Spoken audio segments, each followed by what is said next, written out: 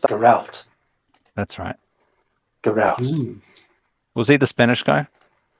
I think so. He had a Like a a matador foil thing. and would stab you Yeah. in the ear and go. Yeah. Was this Like- Dark Gladiator? Man, Yep. why did I play that one? I have to have a look for it. Camembert. Camembert. The Oh, space. that's right. Somebody saw through the eye, right? And they drew little pictures on the map, hopefully. Oh, I think that's as we enter. Saturn. That was me. Yeah. Yes. And so, that's why we kind of know that our only, down in this giant tunnel is the Remoraz, is that right? Like, potential for a Remoraz?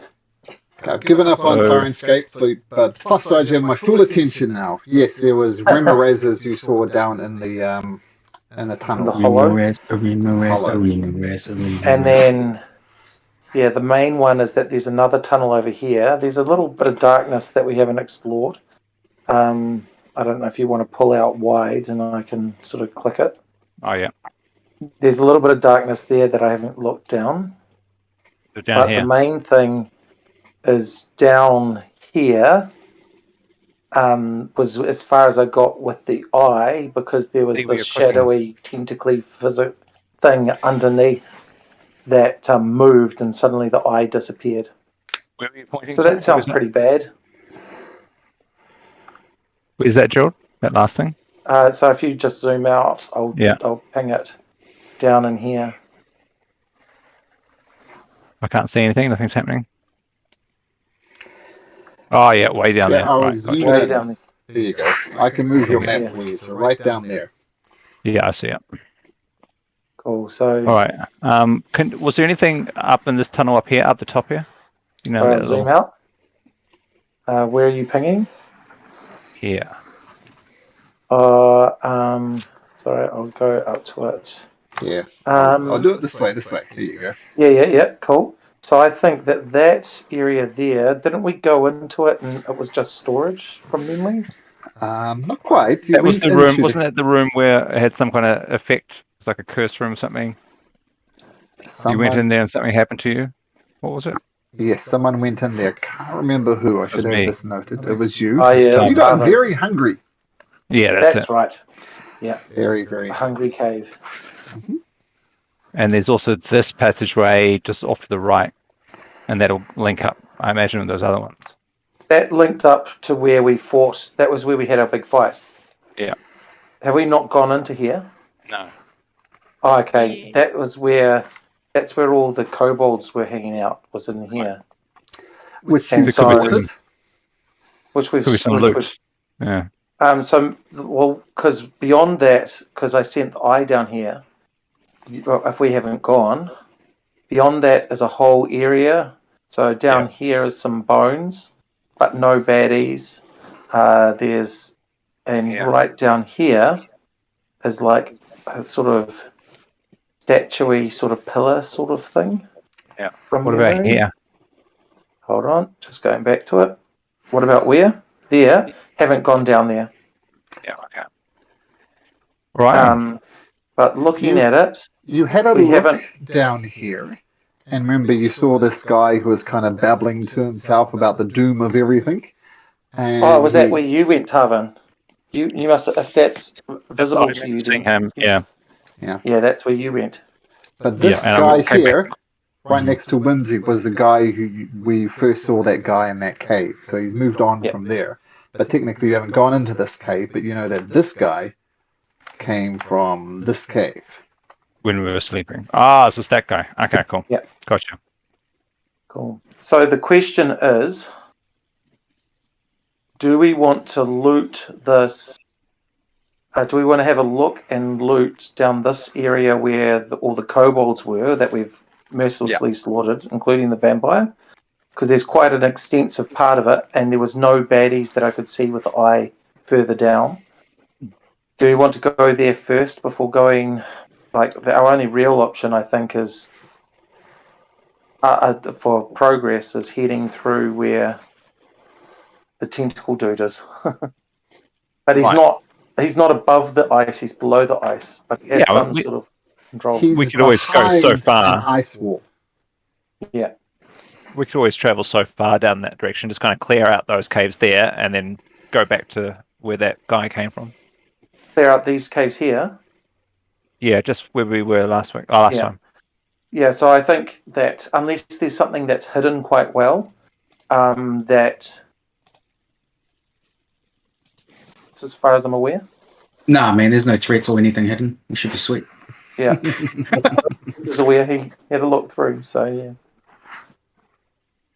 Alright. Is that an ice wall? Is that a vertical wall, Malcolm? That's I can correct. see? That's correct. The vertical ice wall, and behind the ice wall you saw this weird creature. At which point your arcane eye vanished. Yeah, okay, so it's a vertical wall with a giant monster behind it, Cthulhu-like monster. Kind of like an evil, evil version of a rival.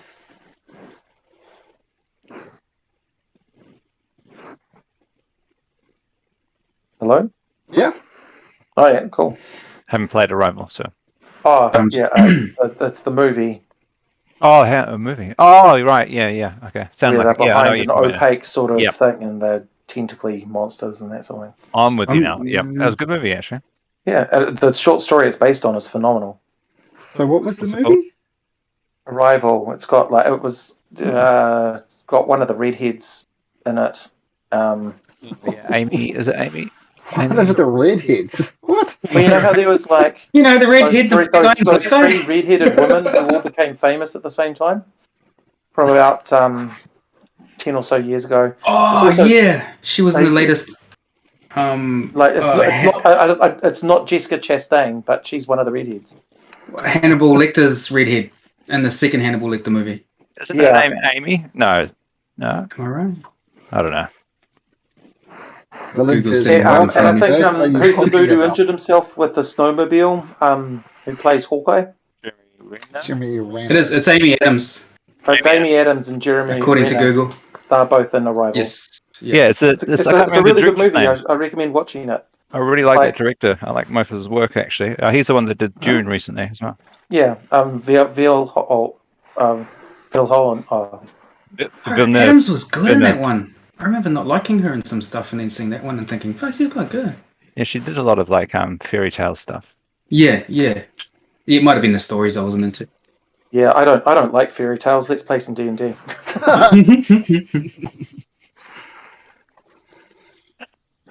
Hey, so have you caught you up, Bugs? I think we're all here now, right? That's coming, yes. Oh, Nymph. Was she here? Nymph. Yeah, she was, yeah. Yep, that's here. Does that all make sense? Yes. Right, cool. Well, you're a bit quiet there on my one. Is he quiet on the other? Yeah. Oh, me? Turned her up. Yeah, you sound very distant. I'll try turning you up. I can sort some stuff on my end. Hold on. Yeah, I've turned her right up. Oh, good. Well, I vote for checking out the caverns that are already empty, in case, there might be a special weapon or some more knowledge about this Cthulhu dude behind a wall. This is a heads up. I got rid of enhance ability because I can't have them both on. I can't have haste and enhance ability on you guys both at the same time. So I figured haste has been working pretty cool. It's a great spell. Yeah, man. It's a real game changer, when you got some awesome fighters. It's also great for DMs because, okay, if I shut this down, then I've shut down the fighters. Yeah. Because the concentration is broke, anybody under the effect of haste spell becomes stunned for a round. Yay! So don't break concentration. In case you didn't know that, Malcolm, just in case. Oh, no. Well, I know quite a few rules. I've missed them occasionally, but that one's had been done to me as a player, so I'm well aware of it. No, I think you've already done it to us as well, or tried to do it to us. I'll do my best. Okay, Whimsy, mage armor. Heads up. Whee! Still no wild messages. I know, right? Just nobody talk about it, and it won't happen. So where are we going? Just try to remember it. That's a good question, Nymph. I think we're going up to here. Through the eye Whoever looked through the eye, why don't you lead us ahead? That's you. That's George. Sorry. Can I ask a question of the good doctor, the flaming ball thing? Oh, yes. Does he know anything about Ramirez's, or whatever they're called? Actually, roll me a d20, and we'll see if he knows anything about Ramirez. Ramirez. 11. That's very average. Well, I know as much as the next person. They're very hot creatures, which is odd, given living such icy conditions. Maybe the most useful thing I can give, which is perhaps not useful in hindsight, is don't get swallowed by one. That would be very, very bad. Do not get swallowed. Oh, putting that in my notes. It's kind of one of those things that I think should go without saying, but I'm going to say it nevertheless. Do not get swallowed. Okie dokie. Hopefully there's mage armor. There's the difference. Well, Dodge, why don't you lead us ahead? We will follow. You seem to know this place better than most. Well, George, if the DM's happy with it, would like us to walk to here at the very least, past the big head. This cabin here. And magically get when the doctor teleported. said it's a hot creature, does he mean like it flames and stuff, or Not so much flames, more like it gives out heat. And I've and yet it read lives in these a cold. stories of people just standing next to him, standing next to one being burnt up, so they generate a lot of heat. But fire itself, no, they don't breathe fire or anything like that. There goes my fireballs. Oh. She whispers to herself. Well, yes, fireballs would not be the way to go. I suspect they're immune to fire and perhaps coldness as well. I don't know if their fire is off the cold or whether they're immune to cold, but I would not suggest fireballing this time. Oh, I'm just looking at my spells to figure out something around there. George looks over at Tarvin and says, do you think there was potentially anything useful down where that creature that attacked us? Couldn't say. Didn't see anything. Was it like down through here? Through here, yeah. Down. No, that's a dead end. Oh, that's a dead end. Right. One thing I do know is this little section here, Tarvin, that connects through to the pathway to the giant creature. Well, we could go. I see a note here. Yeah. The note here says, "Don't know south." Let's go down here. So I got as far as down here, so I'm just going to before. So I'll go do it now. This is where I was earlier, where I saw the chattering guy. Whimsy. I feel like very safe next to you. If you could just stay within 30 feet, I'd so appreciate that. He's being fine. I don't know why. I think 30 feet is just my max, you know? No, that's cool. I'm into the LGBTQ plus community. That's cool. And George takes a drink after hearing that. Ah, yes. A good memory. So we're all following Tarvin. Next to here, we can survey the room. This is as far as I got before, where I saw the guy. He was like about here. Well, just a quick question. Have you given me some light, Whimsy? Oh, yeah. That's a cantrip. Yes. Yep. That's fine. Thank you. Because I noticed that I could see, and the light's following me a little bit. So you have light on your token. Thank you. Yep. Tarvin, make me a perception check. First official roll of the new year. Oh, yeah. Perception coming up. Come on, set the tone for the new year. Oh, how about that for a tone? Yeah. Perfectly average new year. Yeah. Okay, thank you. Appreciate that. Yeah, you're welcome. Low average New Year, that's a 6. Oh my god, yeah. Although the first roll was a 16 for your wild magic. Oh, that's true. That is true, yeah. He sees nothing. Let's run inside. George is like, well, I can go in if you want. Okay, what I can see from where I am is it looks like there's a passageway up here and potential passageway down here. So that passageway won't go very far, I don't think. No. So I reckon we go case that out first. Okay. The room, from what I can see, looks fairly empty. Malcolm, can I just have a little survey of the ceiling, looking for stalactites? Sure. Make me a perception check.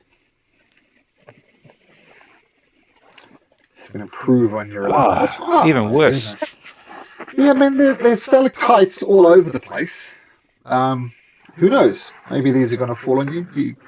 You don't detect any movements. So, yeah. You do notice you notice something over here. This is more like a translucent wall of ice. You can see a chamber just beyond it. You'd have to there's no direct access to that. I think a ball of fire may, melt that. What are we trying to melt? Ball of my hammer. Yes. Right about there. Yeah, you see a chamber beyond here, but it's covered by a layer of ice. George steps through to here. Okay. Pretty featureless room apart from this wall of ice. So there's nothing to the south, nothing to the north, and we're just looking at here. Can I try and look through the ice and see if there's anything I can see? Maybe shine that light thing through it. Well, make a third perception check. See if you pick up something. Perception.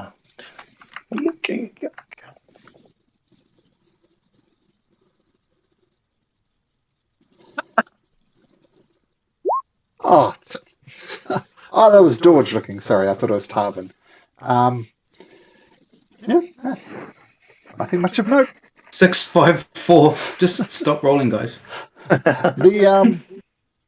It's like most ice. It's like fully translucent, not like a sheer pane of glass. So it's a bit murky beyond there. And there's something in there, George. You don't see it. Well. Can I knock on it to check how thick it is? Cool. Make an investigation check.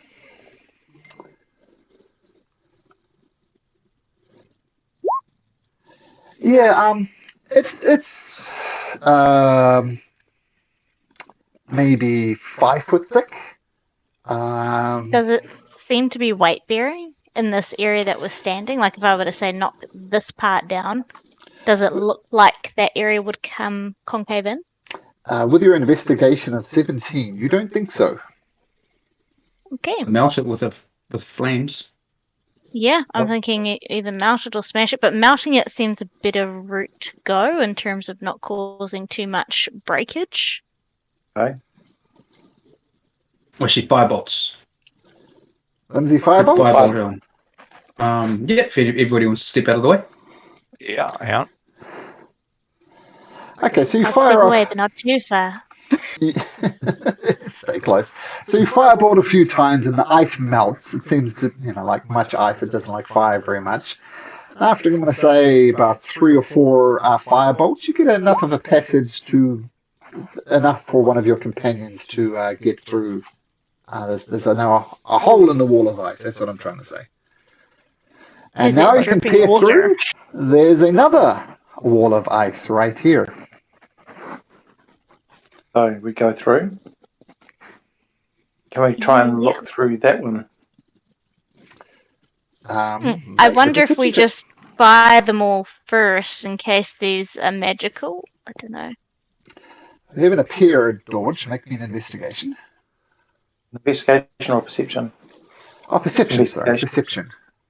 Yeah. There we go. You do see through, like there's 2 more walls of ice. Beyond the 3rd wall of ice, you see a couple of things.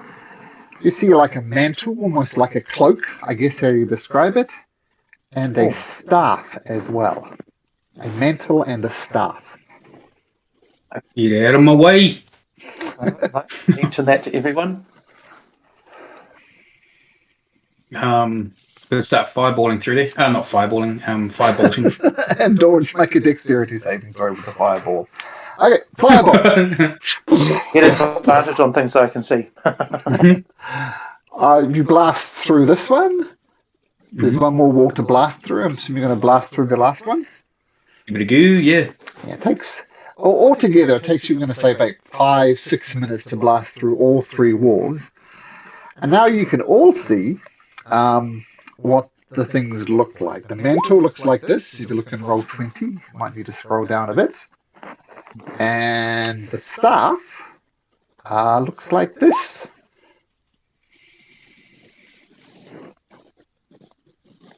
Ooh. Ooh.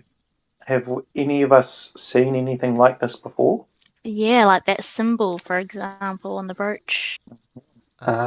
Anybody who thinks they might know something about this, make me an Arcana check. It's Arcana, probably not This Dodge. is kind of Arcana-ish. You'll give it a crack. You can only do Arcana if you've got a blue point, right? It's more like a role-playing question. If you think Nymph would have any idea about what this would be, then she can make an Arcana check. If she doesn't, then that's fine. I can't Whimsy. really see the brooch, but it looks like a trident shape, a It's a three-pronged staff? thing. It's a staff, though, isn't it? On the brooch? No, of the cloak. Oh, okay. Yeah, it looks like there's a little trident on there. Yeah, if it is, I might try to see if I know something about that. Sure. Arcana. Yeah, you're not too sure. What's the face? Villain. The villain says, I've been studying magic a bit more. I've in fact learned the Identify spell. If you give me a good 20 minutes, I can tell you exactly what both of these things do. Yeah. Sure, but unless Professor Orb knows it instinctively from all his studies. That I do not. I mean, 10 minutes. What is 10 minutes either way or there? Do it. Do it. Well, one small complication. I need to touch it. I just want to make sure that it's not trapped. Would you mind bringing it out here for me, Dodge? Both items. I'll magical hand it. Maybe. Kind of thing. Mage hand it. Hand. Oh, very, very good, Whimsy. George steps out of the way. Okay, so Villain spends a good 10 minutes. And she says, well, this mantle is quite interesting. As we know, this area was frequented by perhaps the greatest magical users of all time. And this, in fact, is a mantle of spell resistance. Anytime somebody casts a spell at you, you'll have a much better chance of dodging it. And this staff is a staff of charming. You can command people, you can understand people, you can do all sorts of things. It's a staff of charming. Do you know how they work? That's a player question, actually. What's the mechanics? So both of them require attunement. The mantle of spell resistance gives you advantage on saving throws while wearing the cloak. That's pretty amazing. Actually, I'll bring up descriptions here for you.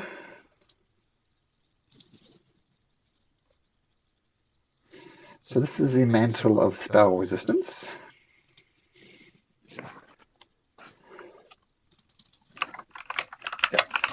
Who's most likely to be targeted by a spell? All of us in a weird way. Yeah. But I've already got my cloak of protection, so I can't wear it. And that's a staff of charming. Maybe someone could wear it into the hungry room. I wonder if that does anything in there. If that's a spell. What did the hungry room check? Wisdom? Good question. I can't remember.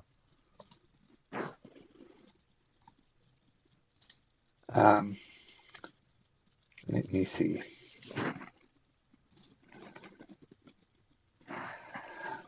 Well, it's hungry. You get hungry, and that's more of a constitutional thing. It's a con save. The only person who can use the Staff of Charming is our sorcerer at the moment. At the moment, yeah. Yeah, so that's the good thing is it can turn a failed saving throw against an enchantment spell. Like that's one of its best things. You can also cast Comprehend Languages, which is pretty good. Mm-hmm. Yeah. You can also use it as a quarterstaff, so you can hit someone with it. She has to use it as a quarterstaff. We're in trouble. I know. Yeah. Lindsay, we took a moment. We take a rest here. Feel you could attune to the staff. Does she want any of these? Yeah. No, I do not. But I agree. Who is likely to be? The mantle of spell resistance is truly a remarkable item. That is a game changer. Be keen to give it to any of you three, to be honest. Who's three? You, Nymph, and Whimsy. I don't think so. Whimsy's going to be taking the staff of charming at the moment because she's the only one who can do it, and I think I have to be attuned to it. So I think you can be attuned to 2 things, and that's me. 3 things. 3 things. Oh, 3 things. Okay. Well, I should take the staff of charming because that's a no-brainer. Okay. Yep. And then spell resistance. Who wants advantage on saving throws against spells? All of us. Yeah. But because I've got my cloak of protection, so I can't wear it. Is that right, Malcolm? It's one of those funny things. I'd say no. You have to choose. They're both cloak. Yeah, I'd choose. Like George, 2 coats, George. I think perhaps either Tarvin or myself, just because we tend to be up the front with you if you've already got a cloak. Well, if you're talking about it up the front, then I'd suggest Nymph. And that also might help because if it just says against spells, so it's not even targeted spells. So that would include a fireball and that sort of thing. So that might might help with concentration, or rather not losing concentration too. Yep, no, and you have, because that's what I was thinking, Whimsy, but that's actually a good point because you have concentration spells as well with your stuff. So yeah, sorry, Tarvin, but I reckon it makes sense to go on our. It's also got a trident on it, so role playing wise. I do like tridents. So I've added the Staff of Charming to your character sheet in D&D Beyond, Albert. So should be there. You might need to refresh your page or something. And who's taking the mantle? Sounds like Nymphadora? No. I think that might be me, unless there's any objections. No, go for it. Okay, I'll do the same thing. I'll add it to your character sheet. Give me just a second. How long do we need to sit here to attune to our things? 1 hour. Forge is going to wait up here and watch the way while you attune, if that's okay. Okay, or so I'll sit in the doorway in case people need my light. Well, I've got light as well. Oh no, I mean my my +3 radiant thingy. Oh yeah. Okay. I just whispered something to you in Roll20, Whimsy. Just take a note of that.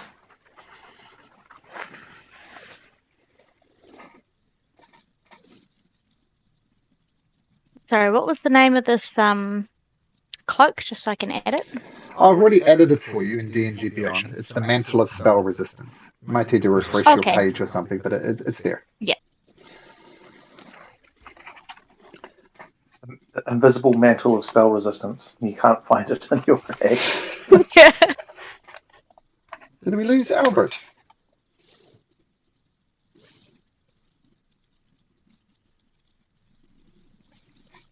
Yeah, he's not in Discord. He's in Roll20. Yeah, we've lost He does him. hate Discord though, so you might be having a fight with it. That's probably why it's so bad for him, because he can sense his hate. Yeah, it's like when a horse senses if you're afraid. Yeah, like those cats that jump on to your one friend who absolutely is allergic to cats. Oh, so true. Well, hopefully he turns up in a moment. Somebody want to send him a text or something? I think I heard him just drop out just before you mentioned, are you still there? Oh. I also don't have my phone. I was in a big rush. I've been working today. Albert's lost power and internet. Power and internet? No. Has the cyclone finally hit Auckland? Oh my gosh. Yikes. It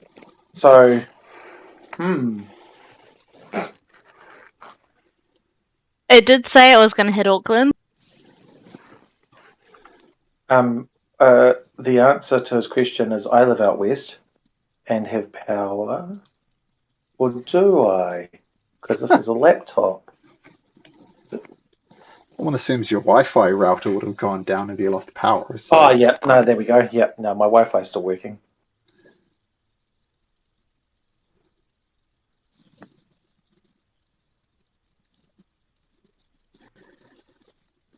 It's brutal. Maybe he needs to check his fuses. Yeah.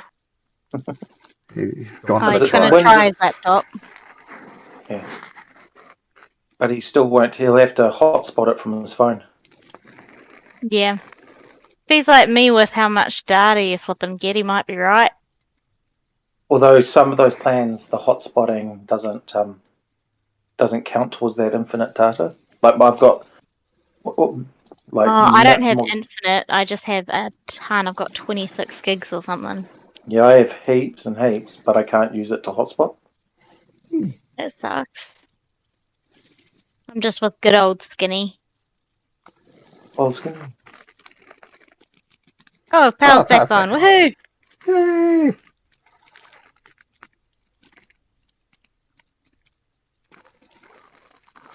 I was getting a mop of hair when I was living in Uganda, and I went to a barber and said, just shave it all off. Halfway through the haircut, the power went off. So I had an absolutely ridiculous haircut for 3 or 4 hours. That was great. Same thing happened to Robbie recently, actually. He was shaving his head and hadn't charged his razor properly. So he went for a few hours with half a head.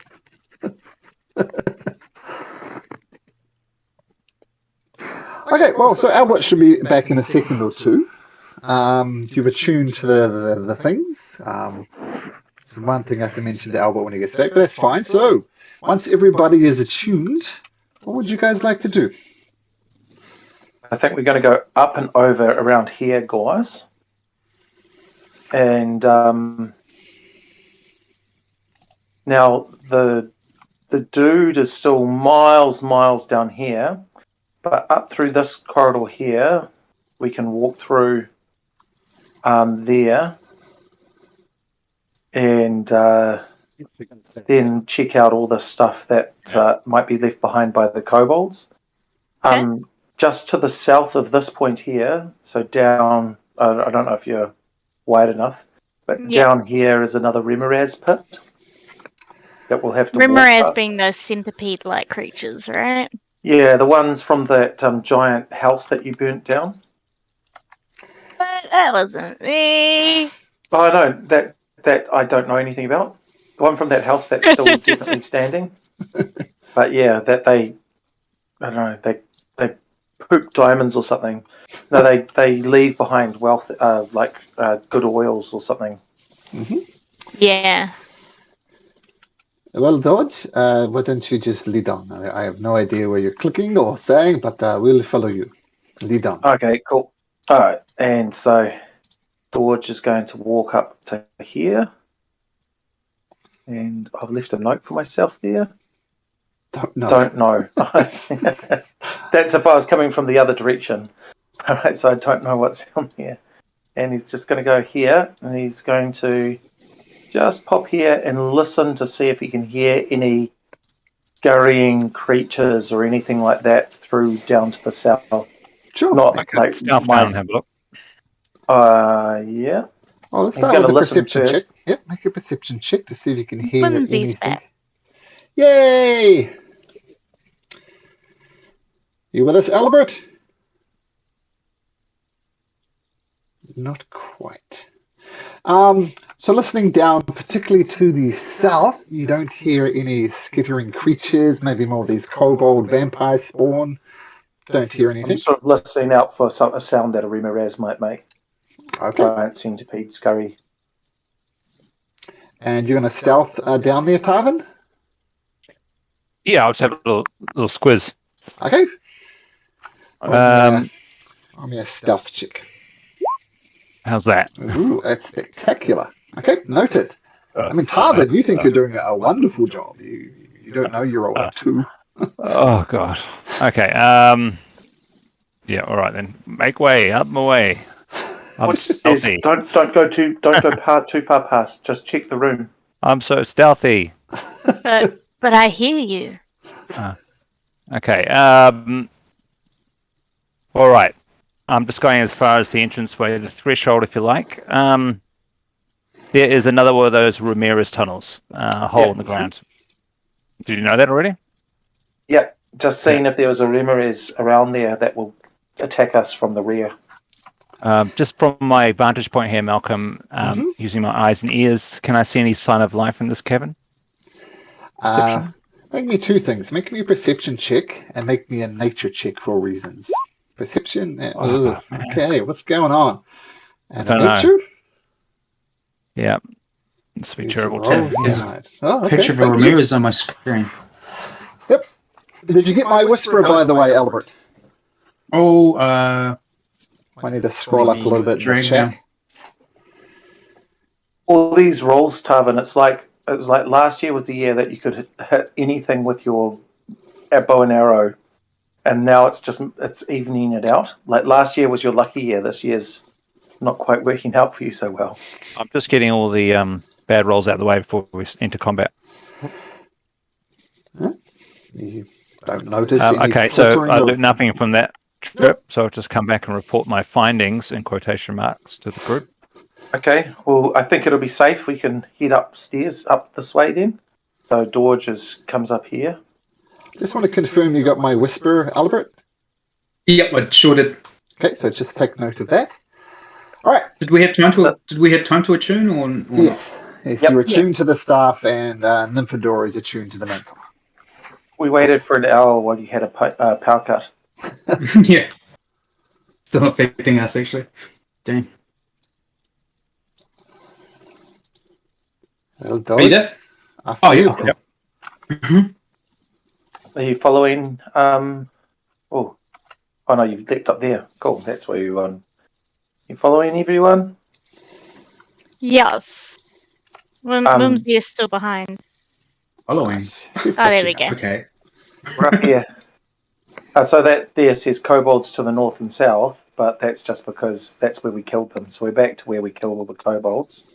And in fact, I think we went up in here to kill them. You did? Yep. So we've just gone here and do a quick search for loot. I think we already ransacked his body. Yeah, in that room, just rubbish. Nothing, not even worth looking through it. So Dorge is going to come down to here.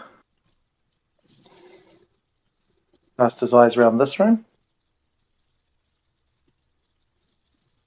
Okay. This room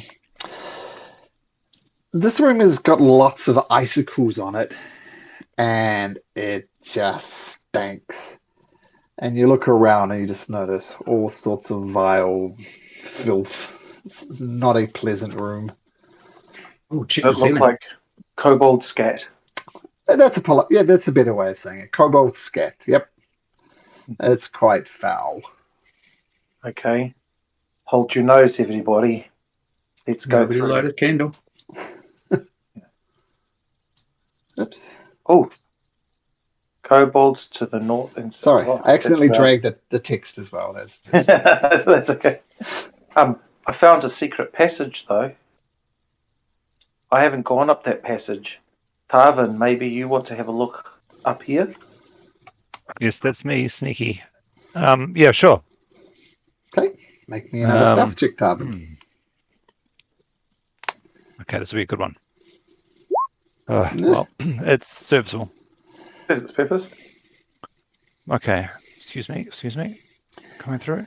Okay, yes, there's definitely another chamber at the end of this little tunnel. Let's go around this tight, twisty turn here. What can I see, Malcolm? A fairly Empty featureless room there.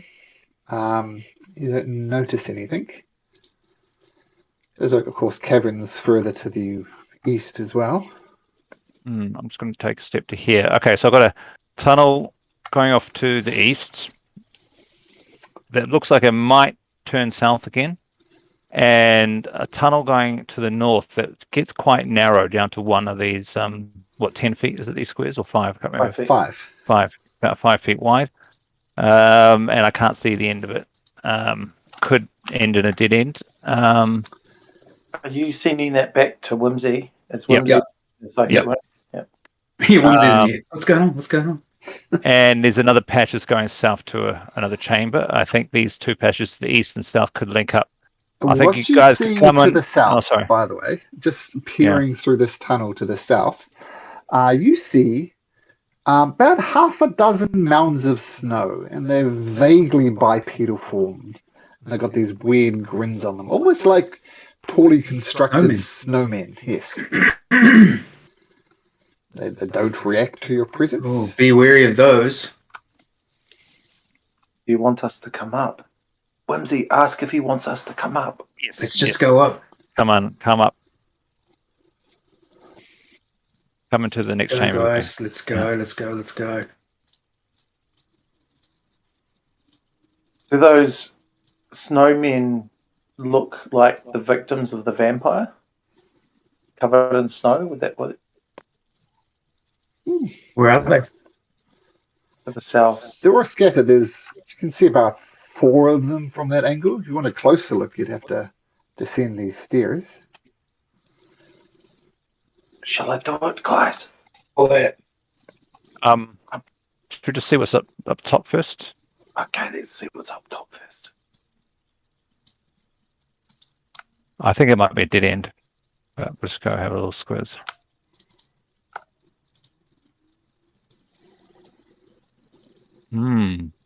It is a dead end. Anything remarkable up here, Malcolm? Checking for things buried in the snow, the ice. No, nothing Yeah. remarkable up there. Just a natural cavern that ends. Okay.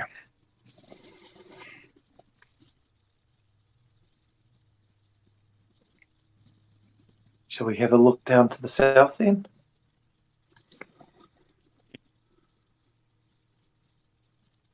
Yep. I'm thinking these two tunnels link up, so we could potentially split the group in case there's an ambush. Well, George is going to go here. Malcolm, would you be able to put that staff in my inventory? I have. Oh, backpack. Maybe it's in my backpack. Backpack. Equipment, I think. Looking through there. Let me double check. Oh, maybe I need to renew it. I'll go back and forth on it. Sure.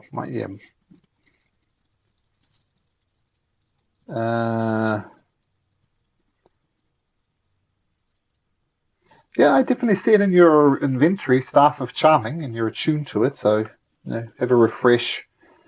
It is in your equipment as opposed to your backpack.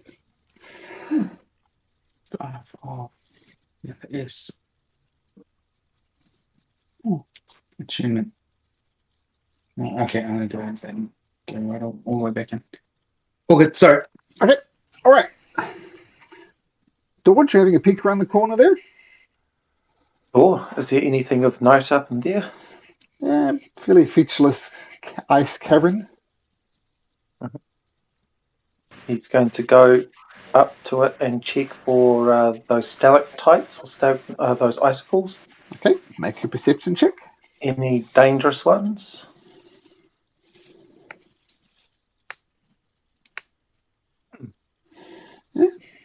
Some stalactites, not particularly long, so even if they did fall on you, they wouldn't do much damage. You feel fairly safe that you could walk in there, no problem. Okay, so walks to here, and then comes back to Tarvin and says, "You're right. I think I saw some stairs that will connect up.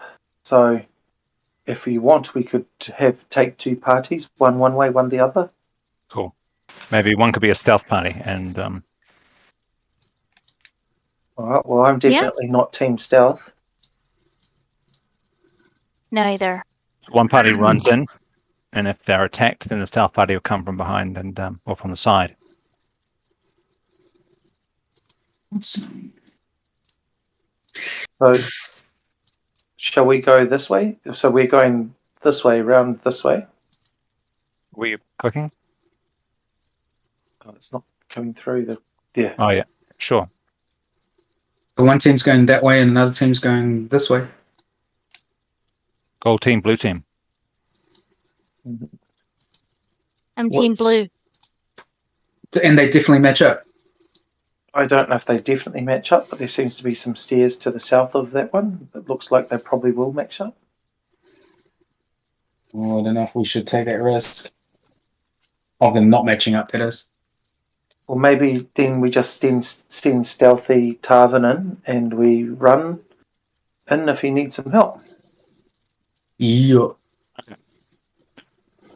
Roll in for stealth. All right. 20. Oh gosh. 11. Okay. You shouldn't have said so loudly rolling for stealth. I'm going into stealth, everyone. Yeah. Stealth mode activated. Stealth mode. Okay.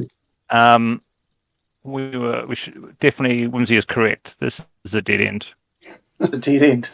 Yeah. Hey. How about that, eh? I'll just do a little search of this little chamber, Malcolm, for anything hidden. Nothing. Traps included. Okay.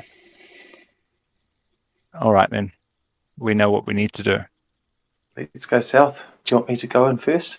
Yeah, you and Nymph. Okay, here we go. Going to come to here and look for any dangers. As you get there, nobody move because I'm going to need you to roll for initiative now. There we go. I wish I had my button. Say roll for initiative. Looking at my stuff. I've been buzzing out of my stuff. Sorry, guys. Uh-oh. Oh, This is what they look like.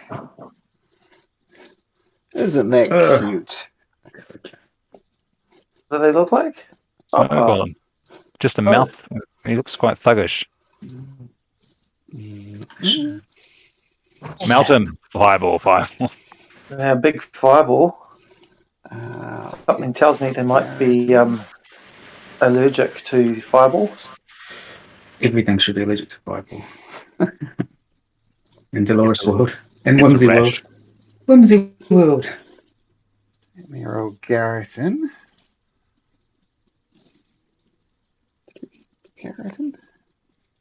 There we go, 19. All right. At this point, I'll be playing some cool music, but cool music does not ensue because I'm having audio troubles. But Tarvin, I imagine Dord see these things coming to life. It shouts out a little warning. Tarvin, you're the first to react. What do you do? I am going to Hunter's Mark and Dread Ambush, of course. Assume this one, your Hunter's marked. Okay, yeah, Hunter's Mark that guy. Okay. 3 attacks. Do I have to designate one of the attacks to be the Hunter's Mark and the Dread Ambusher attack? Yes. I suppose the first one should be the Dread Ambusher, right? Well, Hunter's Mark is your bonus act. Hunter's Mark's going to happen regardless. So.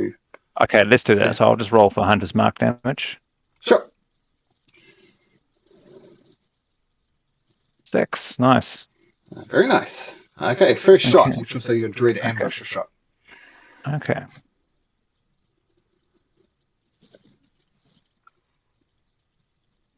That coming through? Sorry, 16. Yes, sorry, I'm just staring blankly. 16 does indeed hit.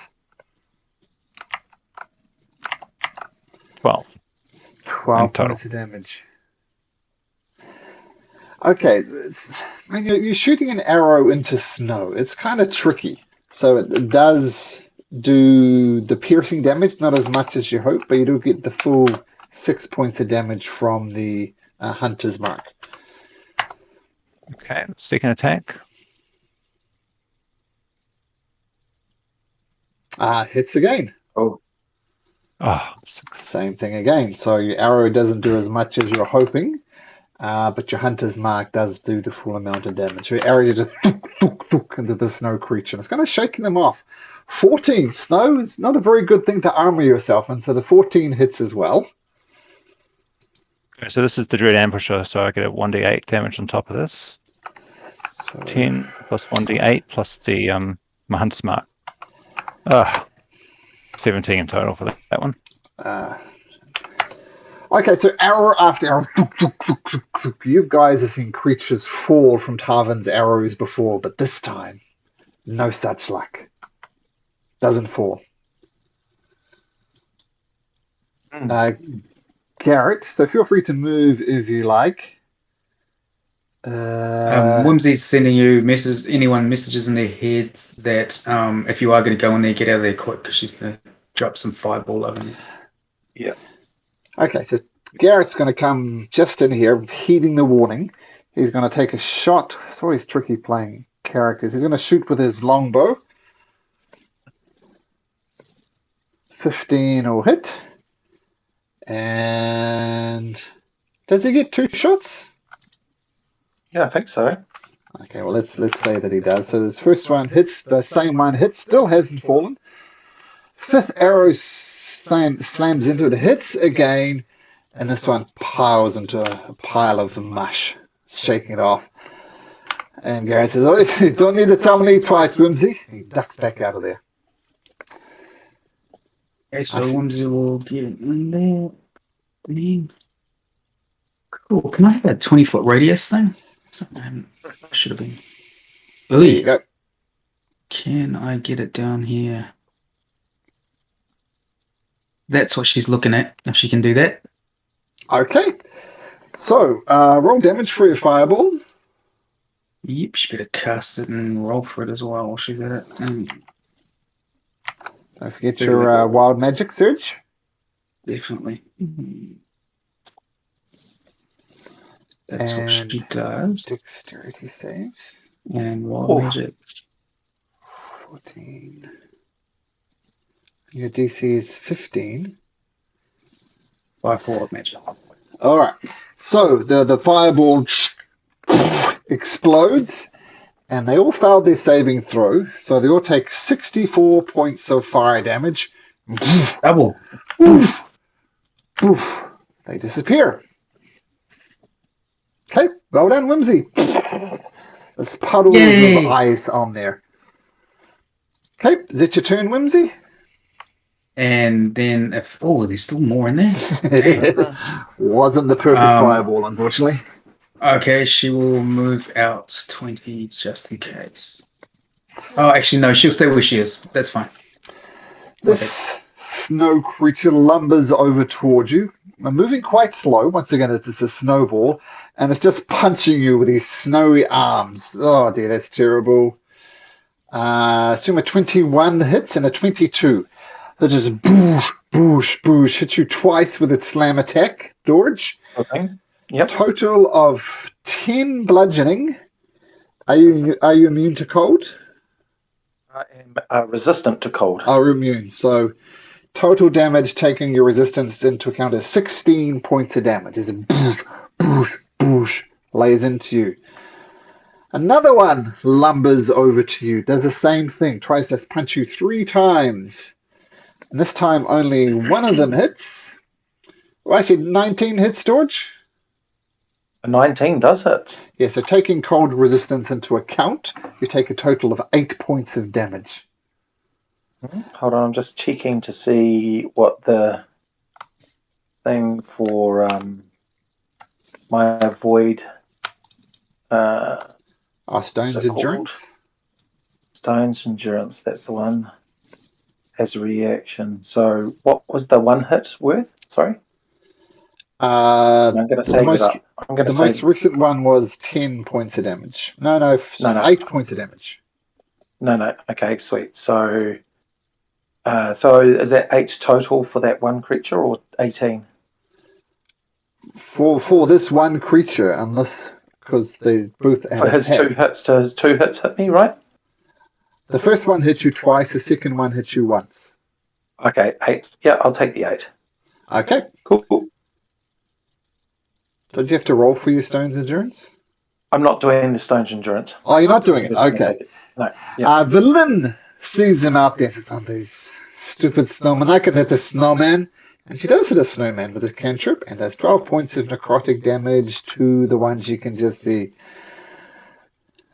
Nymphadora, you're good with snow people. Go smash them. Block up that tunnel. Good with snow people. I did. Do you want to build a snowman? Well, I've seen you all this time. You've thrived in these outrageous conditions in them. All right, I'm gonna hit this one here. Okay, swing away. Swinging with your trident, 13 hits. 25 hits. So one-handed or two-handed? I just realized, piercing. I am one-handed. Okay, so that's 10 so far. Because it's a magical trident, you do the full 10 points of damage, and you do another 15 points of damage. So stab. Kind of putting your trident in, giving it a twist, almost like a snow churn, and still standing though. Which one was that you were hitting? To the left or to the right? Oh, I took the it to one on my left, yeah. Yeah. Okay, Dorage, can you finish these things off? I'm definitely going to give it a good go. I'm going to attack the one on the left. I'm not going to rage. I'm just going to hit. Okay. And I don't have anything. Cool. There's the Maul of Drake. Whoop. That's going to hit almost certainly. Yes. Yes. Yep. And that is... had exactly 14 hit points. Turns into a pile of mush underneath your maul. And he's going to spin around and hit the other one. Cool. Yeah, that hits.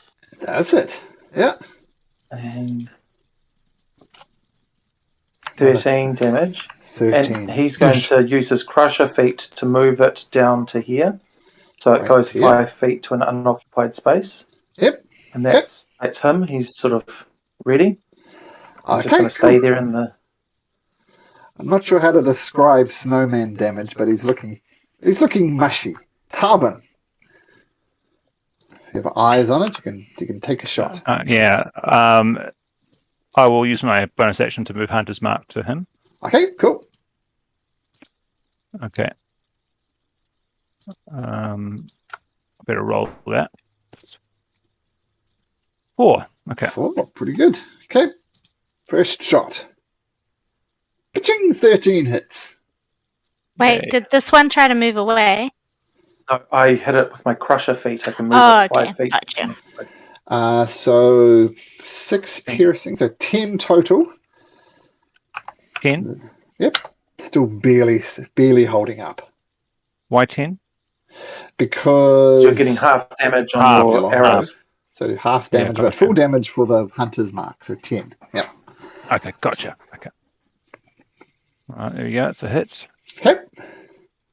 So 3, 7. Turns into a pile of mush. Or snow. Oh. Do you want to kill a snowman? Frosty! Were any of them yellow? No. Kobolds. What's this big puddle around Nymph? Yeah. That's her protection aura. It's a protection aura. Protection from jellyfish.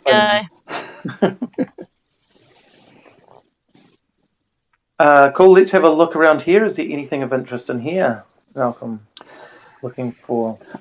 You'll take a couple of minutes to explore all 3 mini caverns around here. Nothing much of note. The snowmen were by far the most interesting thing in this little complex here? Oh, well.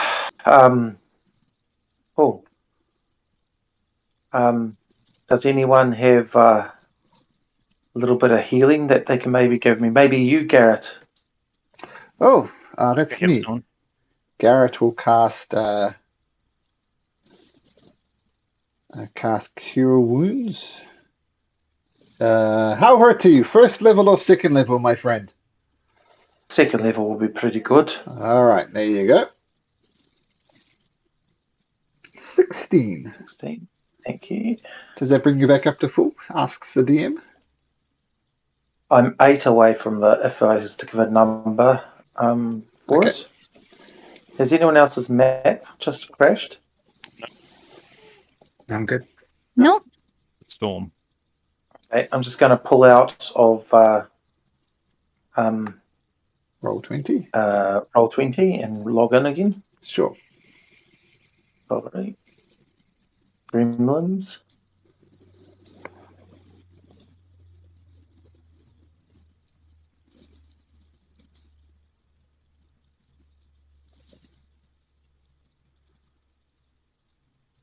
My God, that storm is. What one's put up? Shall I bring that? Yeah.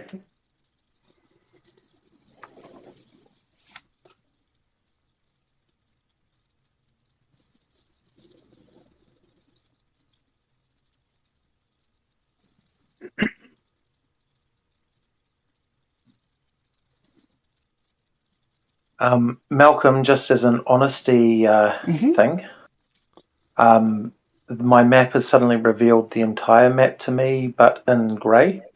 So I'm just letting you know that I've got I've zoomed in on mine.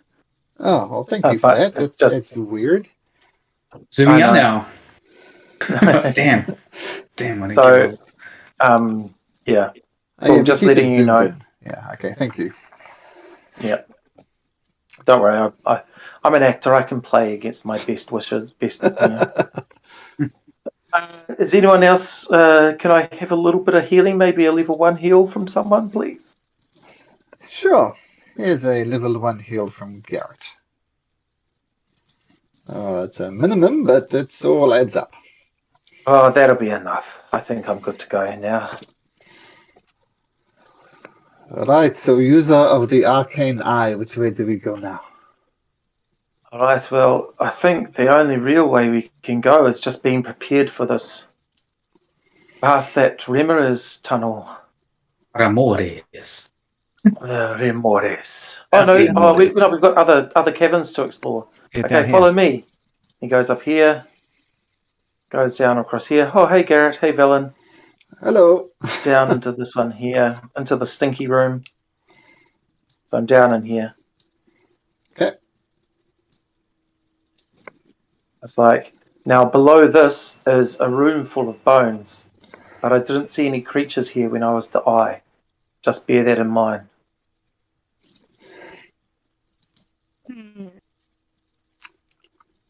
So he keeps on heading down. Gonna get to here. Oh! Sorry. Velen. DM's just getting ahead of himself. So as you enter this room, George, it just reeks of death. There's bones and carcasses and all sorts of things. And Professor Scant, who is somewhere in this complex, have lost his token. I think perhaps this is the den of that vampire that we found. This is his base of operations, as it were. Searchies. Yeah, looking around for any valuables left in the refuse. Having a look at the roof as well. Sure. So if you like, you could all make perception or investigation checks. Your choice. I did perception. Oh, nice. Finally. Oh, great rolls. Garrett will do one as well. What's Garrett good at? He's good at perceiving.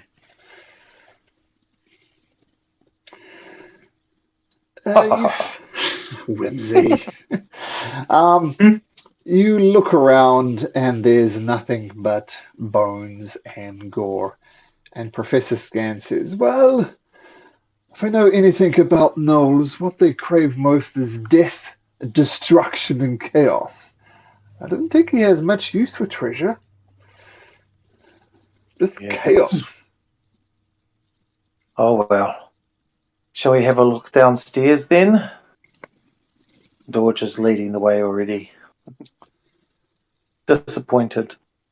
Well, Whimsy reckons we should head for the Ramirez. Oh no, but like in these two things here, in these rooms, he was safe in these rooms and he didn't see anything dodgy. Oh, okay. But down here there was like a carving of some form. It's this passageway goes somewhere. There's another chamber.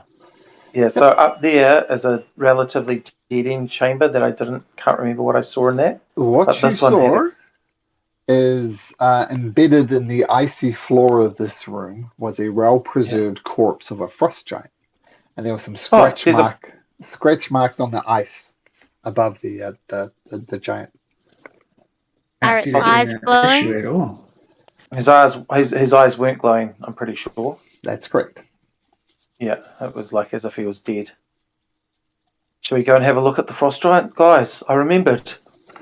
I heard a voice in my head. Is that you, Whimsy? Yeah, that's what it was. Yeah. It said, I saw a frost giant. Didn't you see a frost giant? Shall we go and check it out, kids? Let's poke it and then do the stand by me. When we're having a long sleep, you were like talking in your sleep. A long rest, I mean. So yeah, once you get into the cavern, you do see this frost giant preserved underneath, and there's some scratch marks on the ice. Hey, Tarvin. What's that? Sorry? Sure. No, just popped in there and seen. I was like, there's people. No, it's Tarvin. And Valen, yep. Yeah. Does there appear to be anything of value on this frost giant?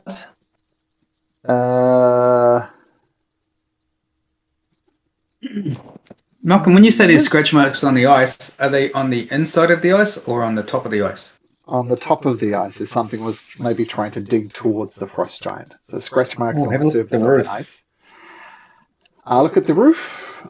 Make a perception check, Whimsy.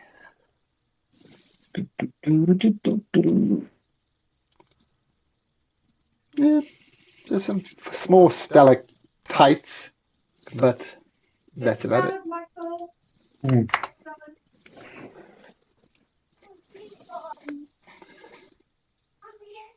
Oh, and you look closely at the frost giant. Just the body of a frost giant. He doesn't have a weapon, and he's just dressed in like frost giant rags that you've seen before. I think we leave it behind, don't you, everyone?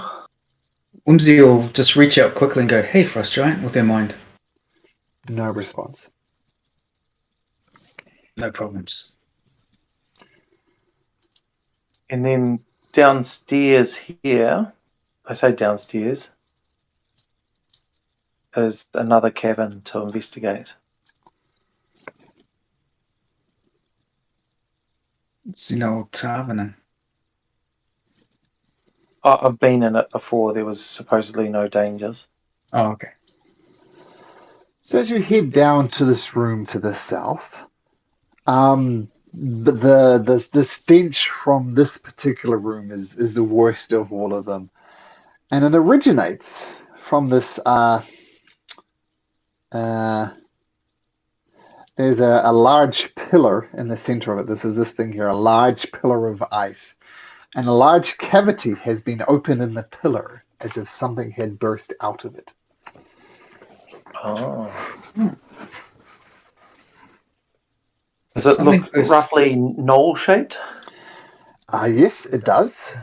And there is I imagine the artwork, these things here are skulls.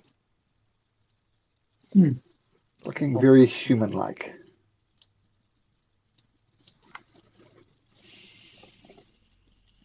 Okay. Sorry. Yeah, search. Perception. You search. There's nothing of note in there. A whole lot of stank. You've got that You got to admit that frost giant was cool, and these skulls are pretty metal. Right. Well, the only other thing we've got to go is the Remeres. And whatever's south. There's nothing south. Just below that. You're talking about what is south? Yeah, we've got to go walking south of that Remeres pit. That's right. Yeah, let me drag you guys over there. There you go. Taking the experience. Oh, throw Tarvin down the well. Sorry, Tarvin. Move you away a little bit. I still can't find the professor. He is gone. He is there in spirit. Now, guys, George is whispering, goes down by about 60 feet or so. Garrett, and then, who knows these type of things, he says, this would be incredibly easy to go down. It would be a very enjoyable ride back. Getting back up again would be incredibly difficult. So go down quickly. If we need to retreat, it will be incredibly difficult. We need to go down with a rope or a couple of ropes. we could put I'm a not rope saying we down. go down. There's still this passageway to the south. I'm just pointing out, going down is easy if we need to retreat. Well, the thing is, with that southern cavern, that's leading us straight to the giant tentacle thing behind the what do you call it? The wall of Behind ice. the ice wall. Ice wall. So it's giant tentacle thing or Ramirez. But Ramirez. Well, yeah, it might be in our best interest to put a rope down, put a couple of ropes down, but that might be an easier way to get further in here.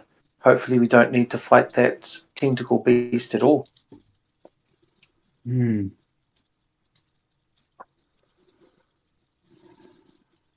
On the flip side, Ramirez. Yeah. Ramirez. But The for professors, me, well, Could be more than one. Yeah. They're not to be trifled with. I mean, how many are even but down neither there? is Do a we know? giant tentacle Cthulhu beast that's stuck behind the wall that can do magic and see invisible eyes. Does the good doctor know what that Cthulhu thing is? Oh, I found myself. Here I am. Actually, But the Tarvin professor has says, I have no idea what a deadly Cthulhu beast is. I just know Ramirez swallow people whole. part It of is a devil that we know, though.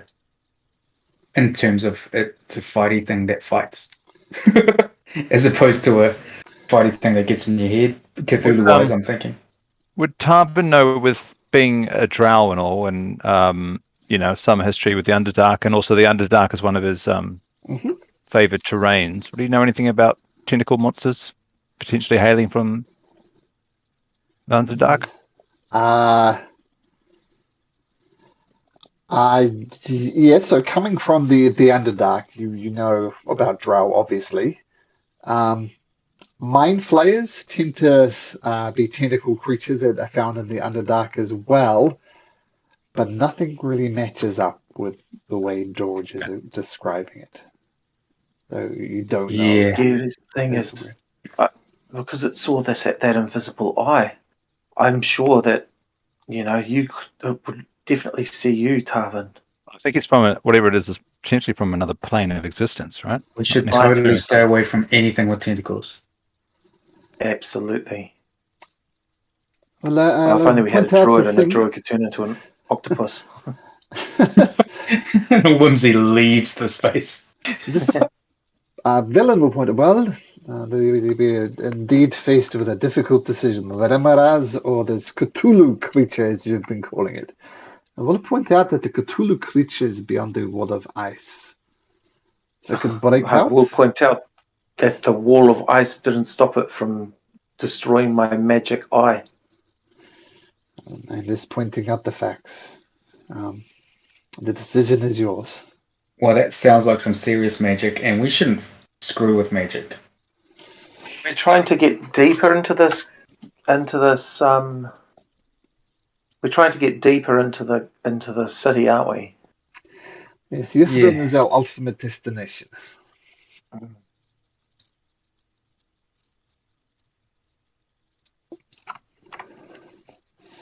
Can the rangers tell in any way if the creature that made that hole, which I assume is the Ramirez, did it come upwards or is that tunnel going downwards? Like, what's the grain on that thing? That's a difficult question, Hans. Garrett will make a nature check. Nature boy. I'm not sure. All right, just a second. I'm not very good at nature, but yeah, terrible. I have no idea. Two rangers are terrible at nature. Plus ones. Yeah, I'll make it. George make a nature check. I did something. Oh, hey, she did a thing. Hey, 20 outdoing the Rangers. I don't know much about on-land nature, but I you tried. know ice. I know water nature. With the natural 20 Nymphadora, they appear to come up. So something burrowed up to this point, as opposed to like wriggling through here and going down. Something came up. And that Cthulhu creature is too small, or obviously didn't make that hole. No, this is a Ramirez hole. This is definitely a Ramirez hole. Do they leave like a slick anything behind when they? How many do you reckon are down there? Is my question. Is there more than one? You reckon? Well, I'm going to give you this with that insightful question, Whimsy. The Ramirez hole that you saw in the Ice Giant's Lodge was maybe about this size. This one is a lot bigger. Roll 20 just crashed on me again.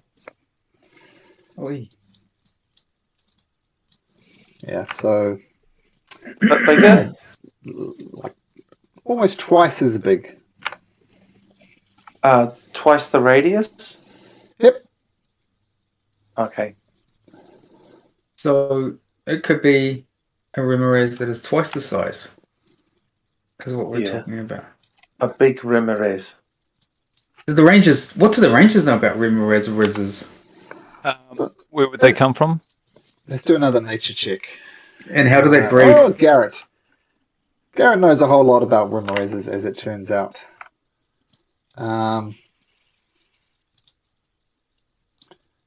It's just like if that's like I don't know who's bigger, the males or the females, but if that's one giant one, if that's a female one, there's more than one down there. I think there's definitely more than one. Yeah.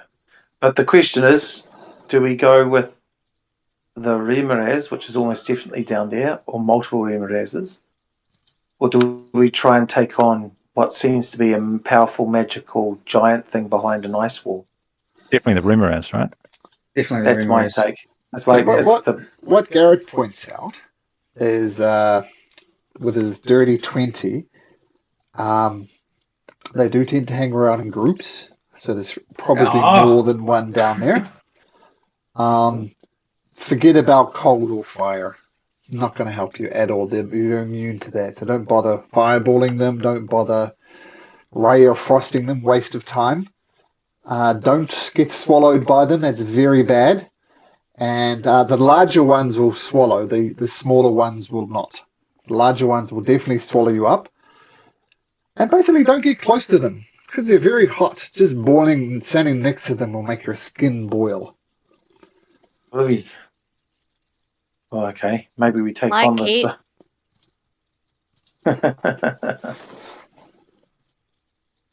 George looks at his single javelin.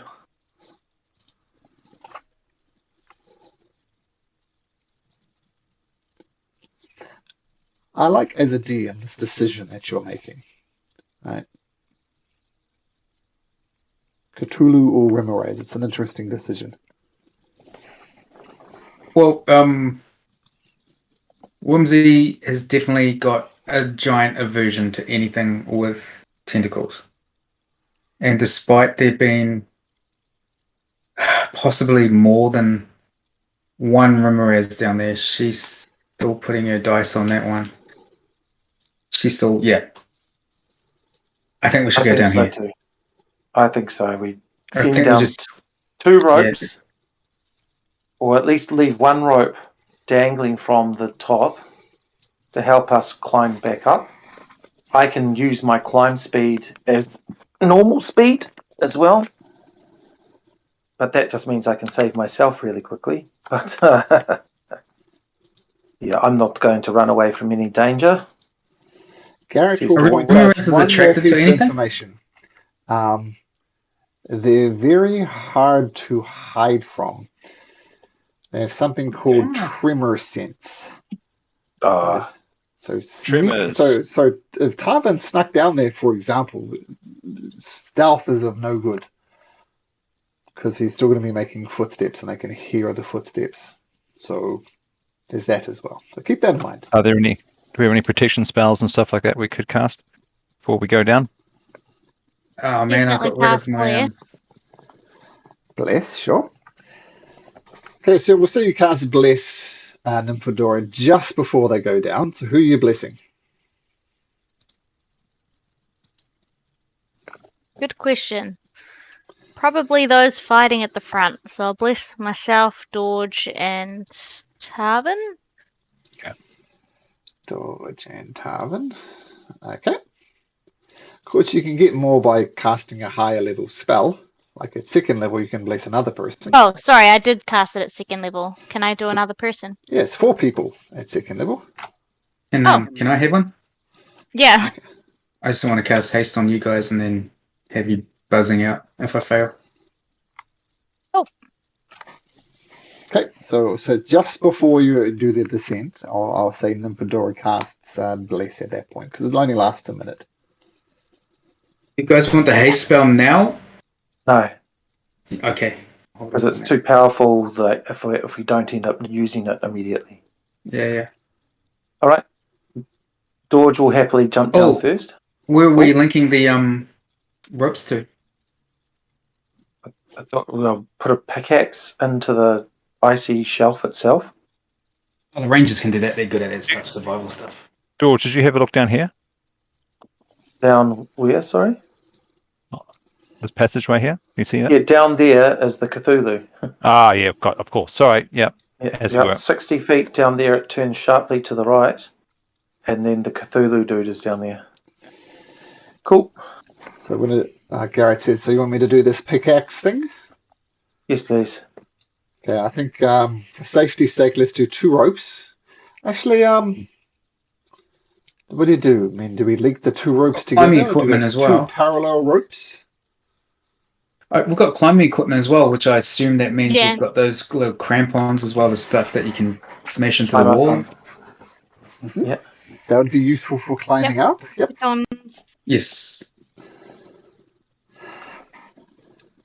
Okay, Tarvin, I'm going to keep my harness firmly attached. So I'm going to roll this at advantage. Oops. That's terrible. 14. With your help, it's 15. So a couple of ropes dangle down. So I'll give some nice yellow ropes, because ropes are yellow. So dangling down. And you go them down until you feel they're not sliding down anymore. Do we want another one just for safety? Yes, and please them. Yep. Okay, so 2 ropes, kind of running more or less in parallel, and go to the real limits of their 50 foot. Okay. Right, are we going to Goonies down and slide down like it's a hydro slide? I think that's a good idea, just in case we slide right into Ramirez.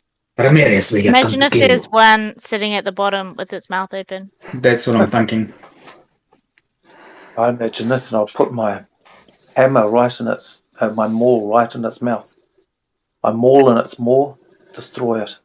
Even in Goonies, at the bottom of the slide was a giant octopus. That was removed from the final movie. It takes us down to where the Cthulhu is. They edited the octopus out of the final movie. Yeah. But it didn't edit it out of the collectible cards. Yeah, the cards from what was the restaurant? Cobb & Co. Yeah. You got the kiddie meal, and they had all these Goonies cards. I was like, where's this bloody octopus? Yeah, what's this octopus thing? I remember watching it again on TV, not paying attention to the movie, just looking for an octopus. So I thought maybe the TV edited it out. I don't know what's going on here. Yeah. It bothered me for many years as a child. You can go on YouTube and find that deleted scene. I fear receiving derision from my friends, but I've never seen the Goonies movie. What? It's good. That's Neither right. have I. Oh, I've just lost power. Sorry, guys. Just lost power. Just lost interest. Gotta watch the movies. I've never seen The Lion King. You're one of the luckiest guys in the world. You get to watch it for the first time. That's awesome. there we It's go. a great movie. It's really a great Spielberg. Watch it with classic. your kid. Yeah. Oh, that's a good idea, yeah. My wife is a big fan of Sound of Music. I've never seen it either, but she made me watch it a couple of months ago, so here we go. And I kept wanting her to see movie. Fight Club, but she refuses for some reason. Those are two very different genres. just a little. Different areas as well. So what are we going to do? We're going to jump together? Yep. Can it hold all our weight if we all jump together? Well, getting down is not the problem. Coming back up. I think it was a long Hopefully slip we and won't slide. have to come back up. Yeah, that's what I'm hoping too. There's another tunnel further I would like around. the Dr. Orb thingy that's right here to go ahead of us down, please. Yeah, can you take a look? Let's take a look. I am more the academic type. I can give you reasons. I'm not putting myself in the head of things. You lose a valuable source of knowledge. So, short answer, no. It floats, right? Pretty average. Does float, point, Mr. Doctor. So if I were to throw it down, it just would float, not go down. No. Please don't do that. Guess I'll go down. I'm an expert go down on as well. Yithrun. Wait, So I'm going to you're command him to jumping go down. No, I'm not. But what I'm really asking is, if you all go down together, then you all arrive down together, and we'll sort it out from there. But if one person goes first, then we'll do it in a slightly different way. Let's all go down. Let's all go down. Together, but, I think we have 2 lines going at a time. Whimsy going last, though. Can I just say that? Okay, so Well, just head down the top. Oh, wait a minute. George and Nymph going down first at the front of the lines. Let me just remove. Oh, Whimsy will go second to last because she doesn't want to be alone with a Cthulhu creature. So you should see the tunnel now. I do. Come follow behind, guys. Yeah, follow us. Wow, cool. Oh, look at that big yellow bit. Oh, That's the ropes. 20. Okay, slip on, Did you slide lose roll down. 20 again? Zhoosh. Zhoosh. Zhoosh. Zhoosh. Oh, So more put buttons. yourself in a, however you see yourself clumping together at the bottom, and then we'll do something. So, Whimsy coming down. Right away. Get off me! Roll for initiative, is it? Oh, for initiative, yep. So, just, there's some really cool art. Let's find arts while you're rolling initiative. I'm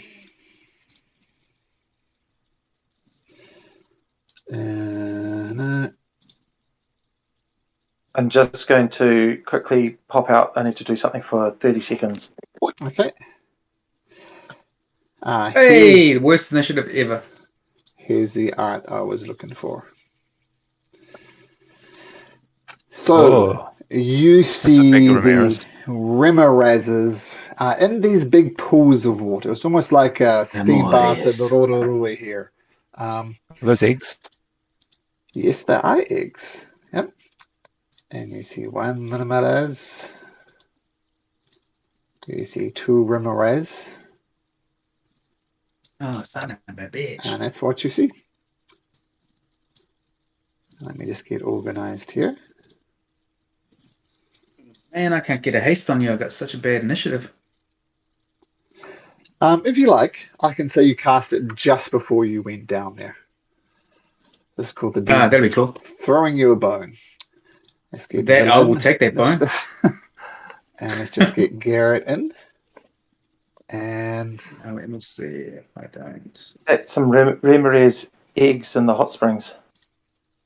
And she's going to use a couple of sorcery points to double whammy that. If people want me to double whammy it, I can give it to both the fighters. Yeah, that'd be great. Okay, so Whimsy. Do you want it, or I could give it to Tarvin. What are you offering? Yeah, I'm just wondering if George or Tarvin would prefer it. George, last time I did it, was like, don't really need it.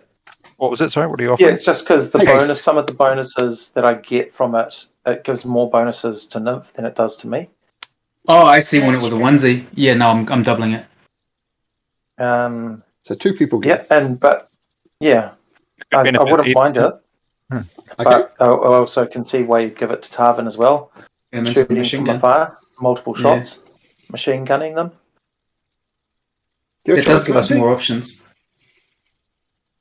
Oh no, I'll give it to the tanks. Yep. Fedora and George.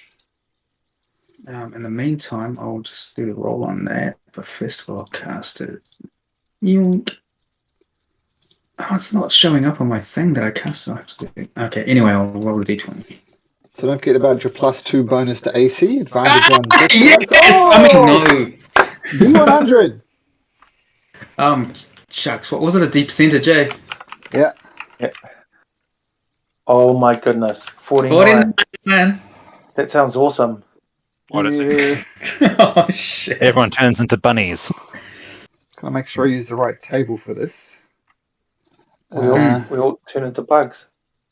I think this is it. So what's your roll of 49? Yeah. 49. I mean, bugs did have a few offspring, so. Okay, I'm going to make sure I have this exactly looked up right. So, we're going to... That sounds bad.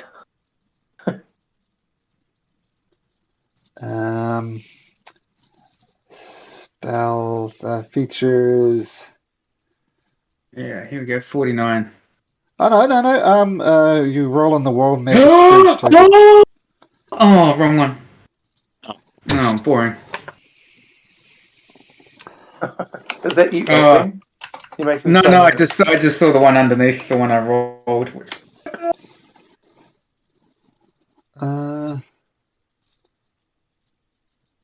I'm looking at the right table now. 49. Bubbles? Are you looking at the same one I'm looking at? That is very bad, Whimsy. You need to talk to be able to cast spells. You cannot speak. Yeah. Oh, some of them, most of them. Next minute. Yep. Almost any vocal spells, can't cast it. Is haste still cast? Yep, haste is still cast, but you can't speak. Yeah. You can only hit him with your staff. If only that would shut her up, she can still speak to our minds. Yeah. You guys are so lucky. No, that's an incredibly bad roll. Yeah, I know. I was looking at the one underneath it, which was awesome. I don't think it's as bad as the dragon. Oh, yeah, magic dragon. Missile. Yep. Oh, no, I was looking at unicorn. Oh, unicorn. Oh, yeah. That would be cool, but that is an incredibly bad roll. Yeah. Okay. So she casts haste and bubbles come out of your mouth. Yeah, but haste is cast. She's concentrating on haste. But we'll get to there when we get there. Okay, so you come down. No surprise either way. They can hear you thumping down there with a tremor sense, so they're ready for you to go. And as you slide down, George, this Remoraz sees you coming and just takes a chop. Rolls a 22, which I assume will trump into you. Oh, George, yep. I'm going to give you the opportunity to rage as well on your way down. Would you like to be in a rage state? Oh, yes, I'd love to rage. Thank you. Okay. Cool, take that in. Can someone remind me what haste does? I know we get an extra action. Is that it's it? In the plus 2 to your AC. Plus 2 to your AC, advantage on dexterity saving throws, and then an additional action that could be attack, dash, disengage, hide, or use an object. Yeah. That disengage one might be handy for us. Cool. The creature bites into you, takes a big chunk out of you, George. It does 26 piercing, reduced to 13 because of your rage, plus 9 fire damage. It does 22 points of damage as it chunks. I'm going to use my stone's endurance, please. Sure, absolutely. Roll a d12. Cool. Yeah. So subtract 11 from it because it's a d12 plus 3. So it's 13 plus 9, so 22. So 22 minus 8. Yeah, 22 minus 8 is... 14? No, not minus 8. It's minus 11 because it's a d12 plus 3. Okay. So it's 11. Okay, cool. Okay, then that's its action. Just chomps a big chunk out of you. As it's annoyed, something else gets arisen by it, and you see another much bigger Rimmeraz emerge from the pool to the south. This one is just massive. Don't know if you can see it, but you'll see it in a second. I'm just checking its movement. You see it coming out of the pool. It gets to about here, and then it digs down. I can see it. You can for a second, then it burrows into the ground out of sight. Oh. Tarvin, what would you like to do? Where was it? Was it just over here or something? It was just over here. Right. Okay. Hunter's mark on this one here. Okay. 3. Okay. 3. Okay, cool. 3 attacks. And let me see. Okay. 27 hits. Okay, so 9 plus, what was it? 3, so 12. 12. You notice your arrows are doing the full amount of damage. I don't seem to have any, small one anyway, any type of resistances, so that one hits. Ooh. 12. 12 misses, just pings off its thick hide. Okay. Final attack. 23 hits. Should be able to see hit point bars on these guys now, just to give you a bit of perspective. And 13 is another 16 points of damage, as this one gets a crack in its armor. Plus an extra 1d8. Plus 7. Plus another 7. Yeah. Okay, so you see the flurry of arrows flying out from Tarvin, hitting. You've seen creatures fall. This one does not fall. Okay, sure. Okay, Dorge. Dorge feels like he's going to throw caution to the wind and just going to attack recklessly, I think. Okay. As you're attacking, you feel the heat leaking off this creature, and you take... Oh, look at that terrible roll. You take 3d6 damage, but in this case, it's just 5 points of fire damage. And your rage won't help you there, unfortunately. Yep, no. So here he's going to take this at reckless, so he gets it at advantage. Whoops. Okay, that's what was the highest? Both of those miss. They do miss. Yep. He's going to take that as an advantage again. Take another swing.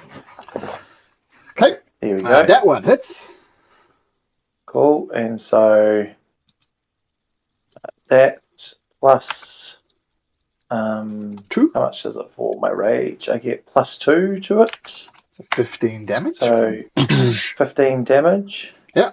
And he's going to... Okay, so he's going to take another hit. He's just got to sort of stand there and stand and deliver. So your hasted attack? My hasted attack. And he's going to roll that. Yep, 27 hits. And it's an extra 2 on top of this. Another 15 points of damage.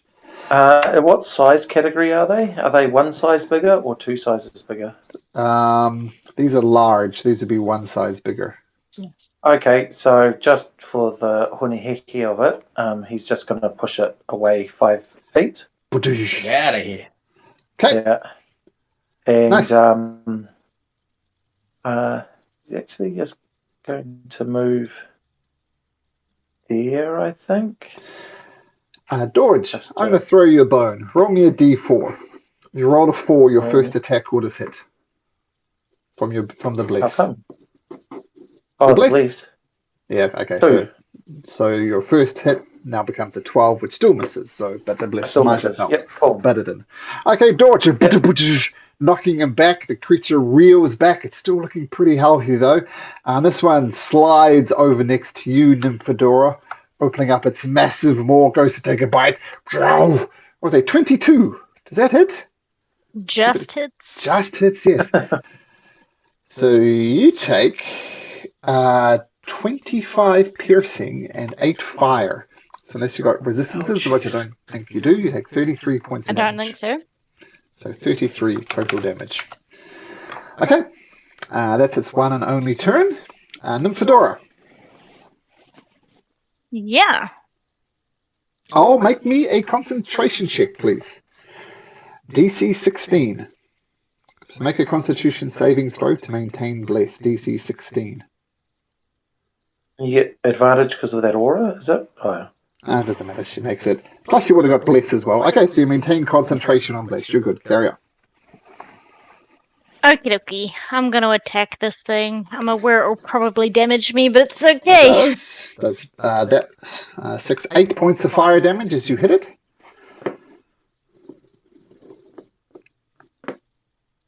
Oh, are you that Ted? No, I changed it to 8 instead of -8. Wow. But I am pretty low. Okay, Garrett's coming up. Okay. Yeah. Nymphadora, what do you do? So that's a 29 and a 18. Even without Bless, they both hit. You have a third attack too if you wish to use it. Yeah. From your haste. Okay, so 3 attacks hit. Boosh, boosh, boosh. Now, I feel like I've asked this before, and I can't remember. I'm assuming it's the D8 plus 7 over the D6 plus 9. Huh? I've got two dice to roll for it. It's either D6 plus 9 or D8 plus 7. But one of them's got that little pierce thing with the flourish, which I'm assuming means throw. Yeah, one of them's a throw. Okay, cool. That must be a throw then. Less. Yeah. Yeah. Yep. Yeah, even without Bless, these hits. Okay, so 14, 27, 31. And I'm going to do each of them with Divine Sense. Or Divine Smite, sorry. First levels? 3 first levels? No. Okay. 1 second level, 2 first levels. Okay. Sorry, I'm just pulling out my Divine Smite. Yeah, and these are not undead or fiends or Trying to anything, figure out so how no many I bonus need. damage. Yeah. No bonus damages.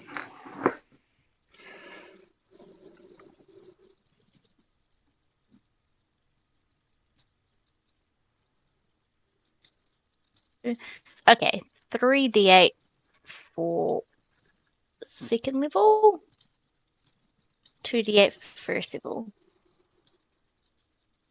And these things breathe fire or anything? I wonder.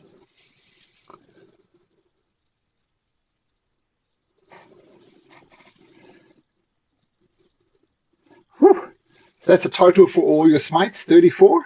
Yes, yeah. Wow, so you see the whimsy Nymphadora just bash, bash, bash.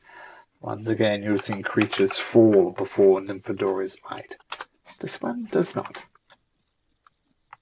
So that was 3 actions, right? Yep. Was there anything else that happens? Sorry, with Or With haste. Yeah. no, that's it. You get +2 to your AC. Oh, +2 to your AC. Yes, no, I accounted for that. I Oh, counted you for that did because I was account at for that. 20 and then it was 22. Ah, okay. All right. When you got a lot of movement, your movement's doubled. Of course, you'll invoke attack of opportunities. What you could have done is instead of doing that third attack, you could have take the disengage action and stepped away from it. Yeah. But apart from movement, That's all right. that would There's be your turn. plenty of people before me. All right. Garrett says, "Oh well, it looks like it's falling on me." And he swings over to. Well, that's me. George. Sorry, that's George. Garrett is going to swing over just behind Nymphadora, sorry. And he is going to cast a big old heal spell. Come here, Garrett. Lost Garrett sheet. There he is. Okay, I'm going to make him cast it at the highest level he can, because this seems important. Which is second level. He's a ranger.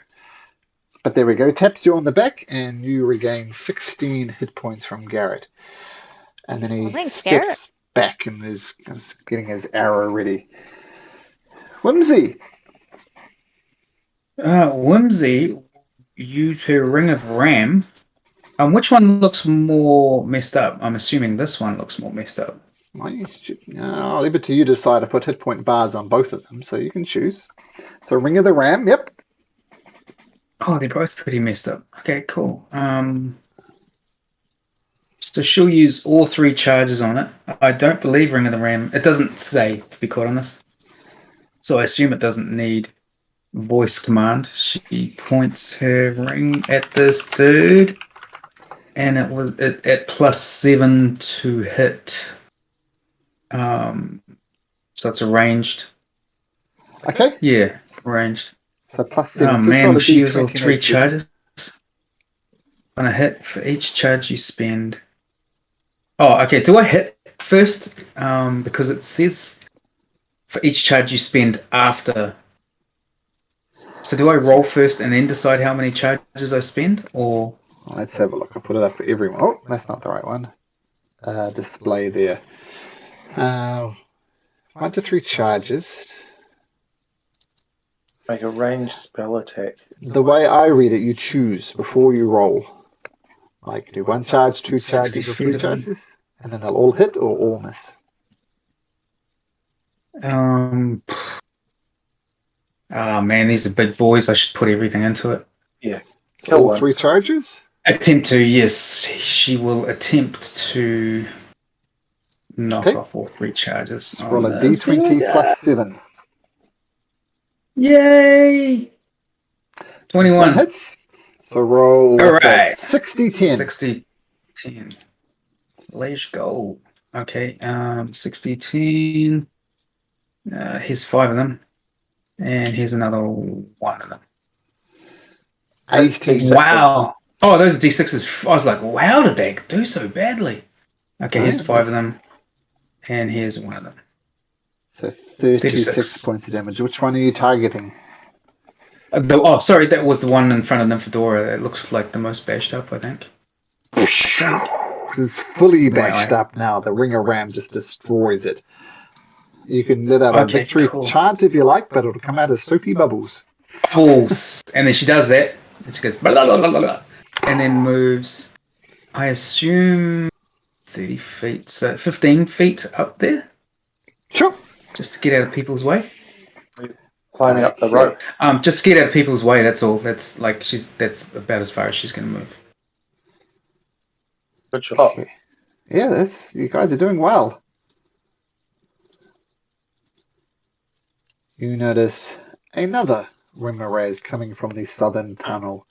And it moves up here. That's all it can do, though. It takes a dash action to get there. That's not even the giant one that you mentioned. Shit. Villain is going to... let's... I guess this is the time. She's going to use her Wand of Magic Missiles. She's going to pump the injured one? Yeah. Yes, I was thinking to finish it off. So yeah, 3, 4, 5, 6, 7, 8, D4 plus 8. Fires into it, it slams into the young Rimmerez, and it survives, unfortunately. You see how damage it is, and Villain says, shit. And she... Whimsy. It's going to be tricky for you to retreat up into there. I'm going to say you can retreat up to there to these very icy, slippery steps. To get any further, you're going to have to do an action to get any higher. Okay? Oh, she did a movement action. Yeah, but you can't get up here. It's slippery. Oh, I thought the ropes might help, that's all. Yeah, it would take an action to retreat further than that point. In fact, I'll just move Garrett there as well. This is really the line in the sand before this thing is quite steep. So it takes a lot of effort to get up there. Okay. The Rimmerez had barely survived. How intelligent are these things? Which is really a question of how mean can the DM be? It's not that intelligent, so it's going to go for the closest one, which is Nymphadora. Goes to bite you again, Nymphadora. Rolls a 15, so you manage to avoid the shot. Now, whoops. Creature over here burrows up right in front of Dorge. This massive creature.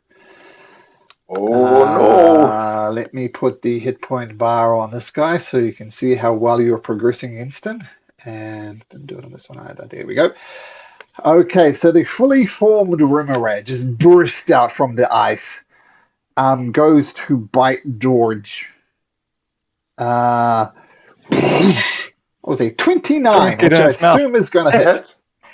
Okay, you take, with your rage included, you take 36 points of damage. So it was 42 piercing, but that goes down to 21. So 21 piercing plus 15 fire. So that's the damage, you're not concentrating on anything. I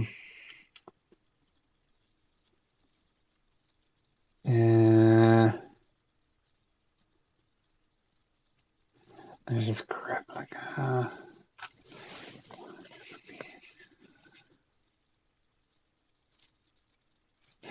okay, and you're caught up in its mouth. You are under the restrained condition. Restrained means your attacks have disadvantage. Any attacks on you will have advantage. It's got you in its mouth. Tarvin. Yeah.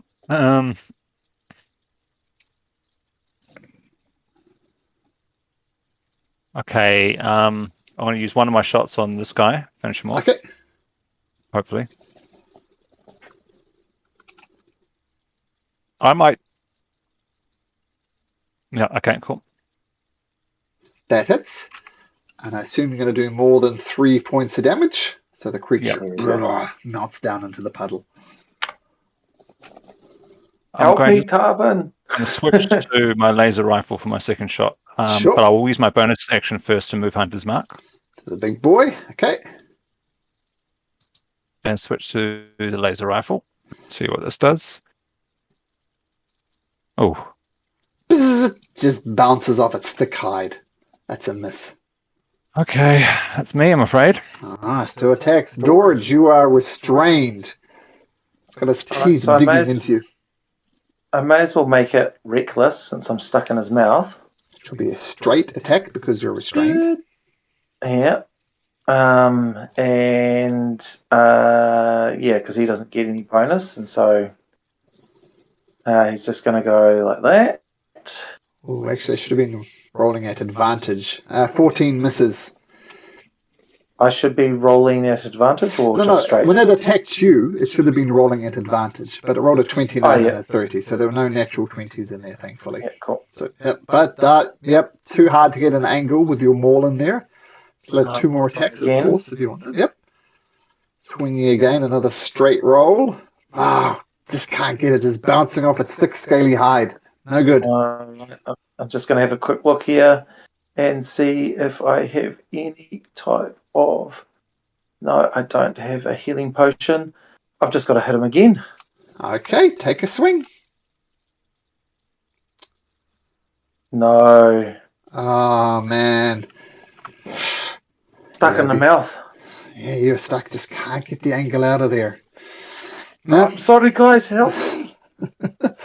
Nymphadora. Oh, actually, while you're in there, I'm taking swings at it.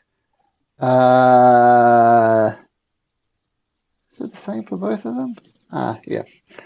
You take that much fire damage. 10. Okay. 10, yep. Nymphadora. I'm looking sketchy.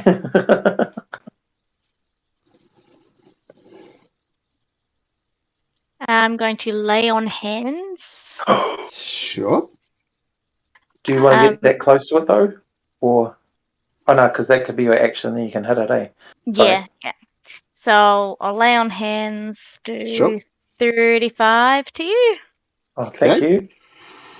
So if you use that as your hasted action, you can still attack it twice. Yes. Okay.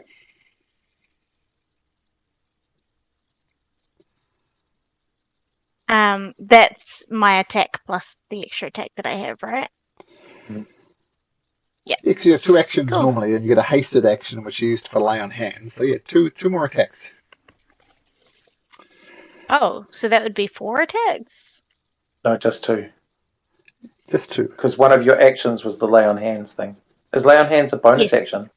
No, it's an action. No, it's an action. Yeah. So you used your hasted action to lay on hands. Now you just have your... Think of it as a normal round now. Which is 1 action, 1 movement. Okay. Yep. But you have 2 attacks per round, so it's 2 attacks. You have two more attacks. Yeah. Okay. So I will attack him with my trident. And as you do so, you take 11 points of fire damage. The trident misses, and the trident misses. 16. Wow. But with bliss.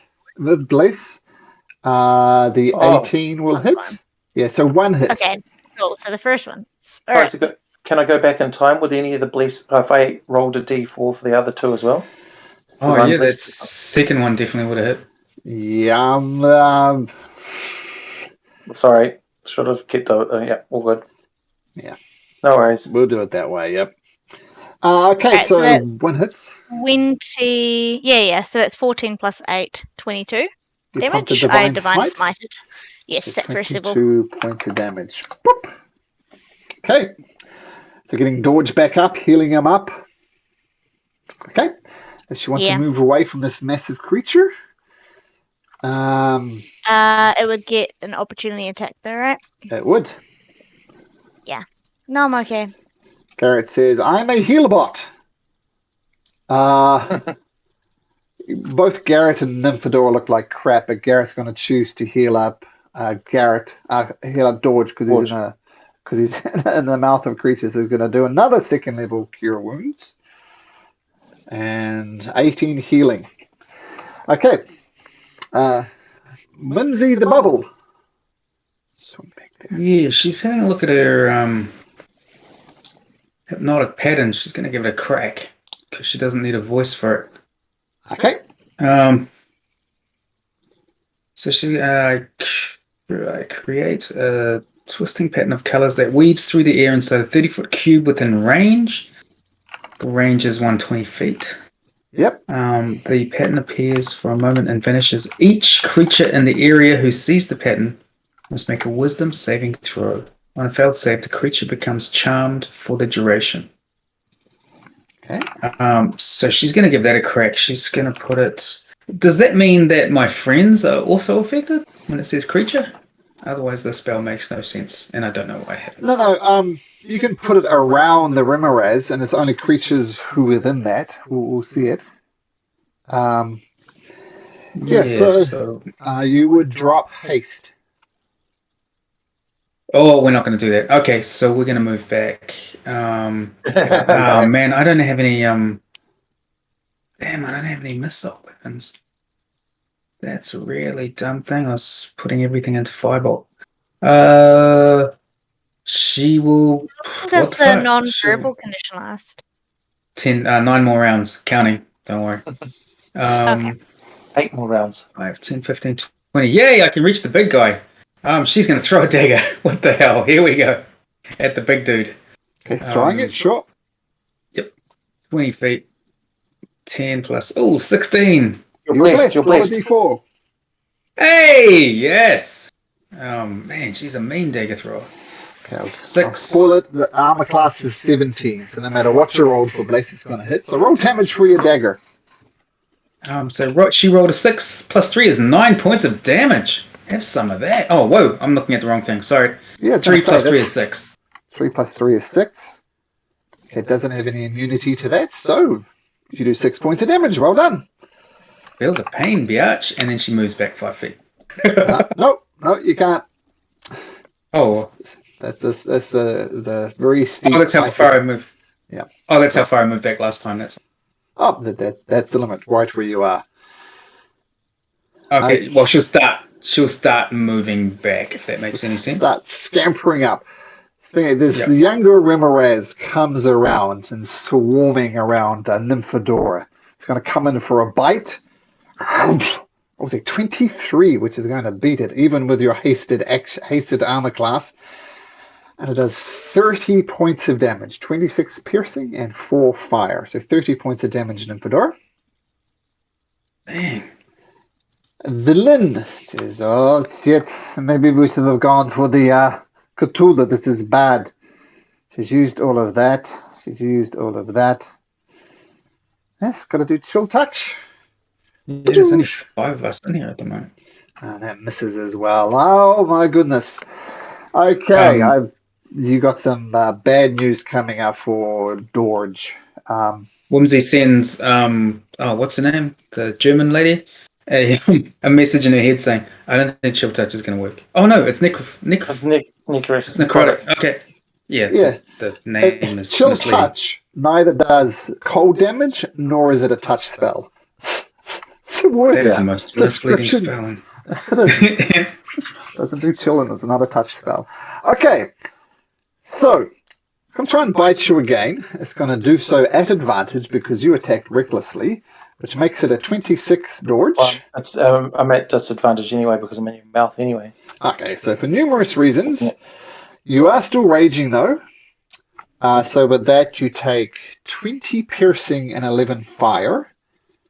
So 31. What's that? 31. And you if we all die, does that mean we start Dragon Lance early? And you watch George get swallowed by this creature. Bye, George. Attack gets swallowed in the ground. Well, swallowed. So you are blinded and restrained.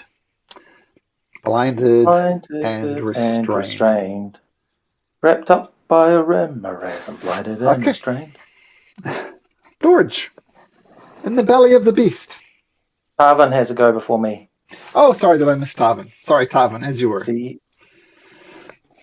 Kill him to death, Tarvin. Yep. It's all. Yeah. All I can do is pepper him. Hunter's mark. Laser rifle. Okay. Yes. First shot. I'm sorry. That creature attacked Dorge, right? Yep. And did not attack me, so he actually took disadvantage there. Because of my feature, which is Sentinel. Well, disadvantage still hits, unfortunately, with a 20. Sorry, not disadvantage. I think I get an opportunity attack on it. That sounds right. Okay, opportunity attack. Yep. So that laser rifle misses. The trident hits. Yeah. Boom. 15 damage. Let's chuck a thing on it. Because why not? Because we're gonna die anyway. Yeah. What did you chuck on it? Smite. Oh, sorry, I only did one. Right. This is my second one. 2d8, yep. So 13. I've got one more dagger left, we should be alright. I've got one more dagger left to throw, so we should be good. Okay, so then Fedora, using your Sentinel, you hack into it. Now we'll switch back to Tarvin. Your first laser rifle misses. Yeah, I'll try another one of the laser rifle after this. If this misses, I might have to switch back to the bow. Not such a good... Oh, yeah. Yep, that hits. Has no immunity to radiant damage. That'll be another 18 points of damage. Okay. Plus your hunter's mark. Plus 3. Okay, another 3 damage. Dorge. Now it's actually Dorge's turn. Give me that fire damage. Oh yeah. If it's swallowed the creature. How do you get out of its belly? Can you spend 3 rounds trying to get out? In its belly? At the start of your turn, you take that much damage. Oh yeah, cool. Still alive. What is that? Is that all fire? Acid damage. Acid damage, actually. Acid damage. That's awesome. You're being digested. And yeah, is there any action for getting out? Is there a mechanical action just to understand the mechanics of being swallowed? You can try and hack your way out. Yep. Just attack from the inside. Just attack from the inside. Okay. You don't know which way is up. You don't know if you climb up, be coming out of his butt, or if you come out of his mouth. You've got no idea. So your only option is really to hack it your way out, unless you come up with something clever. I may as well make this reckless because it's advantage and disadvantage anyway. So straight rolls. That's just a straight roll. That's going to miss. Yep, miss. I'm blessed as well, though, but that's going to hit. Your bless might work. It's a 17, remember, so roll a d4. If you roll a 4... Roll a d4. That second shot's going to work, though. Yeah, so this is just for the first roll. Oh, it did! Yeah, so 2 hits. Yes. 2 hits, and I may as well roll the final hit as well. Yeah. 3 hits. Does that hit? Biggity bone. Okay, cool. And so this is all +2. So 1, 2,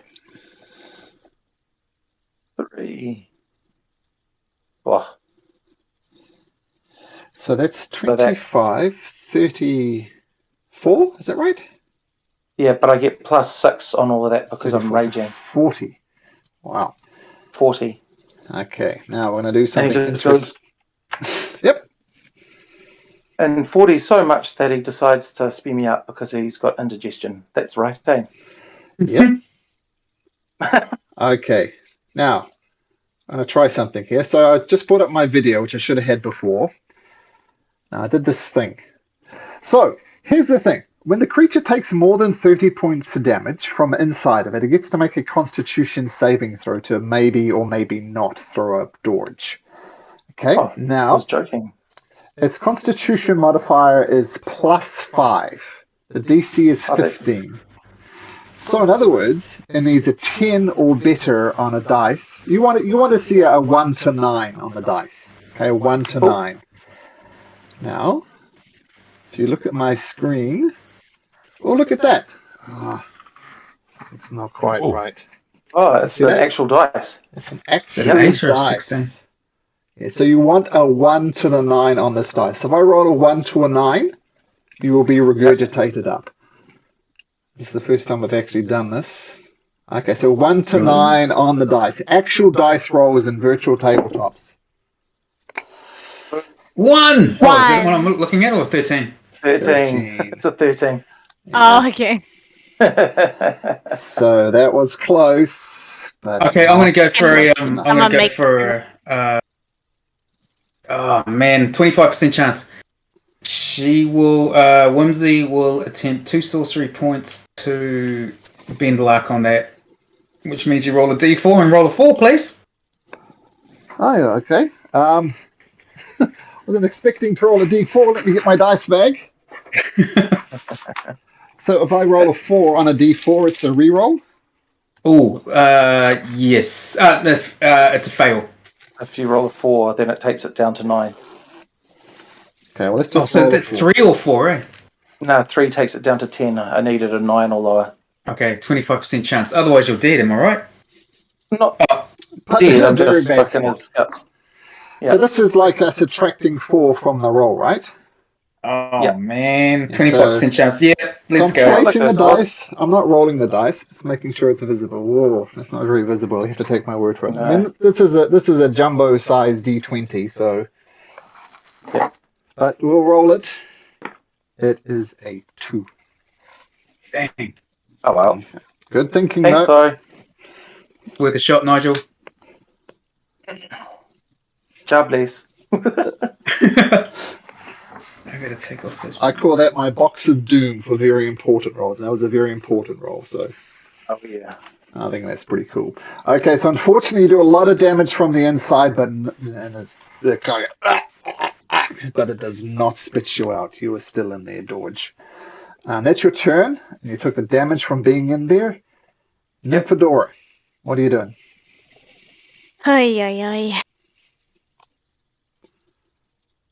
Well, I got no spells, so I'm just attack. You can have to jump into its mouth and give him some healing. No, I've got no spells. Oh, like not even heal.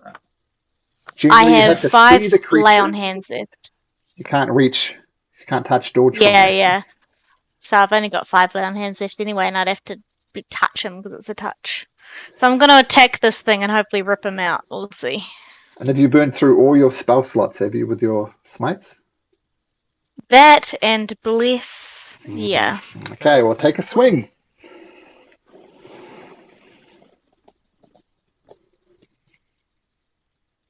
That hits. Ooh. That hits. A third attack if you want it. 25 so far. Got a third attack. That hits as well. So a 25, 35, 39. Whew.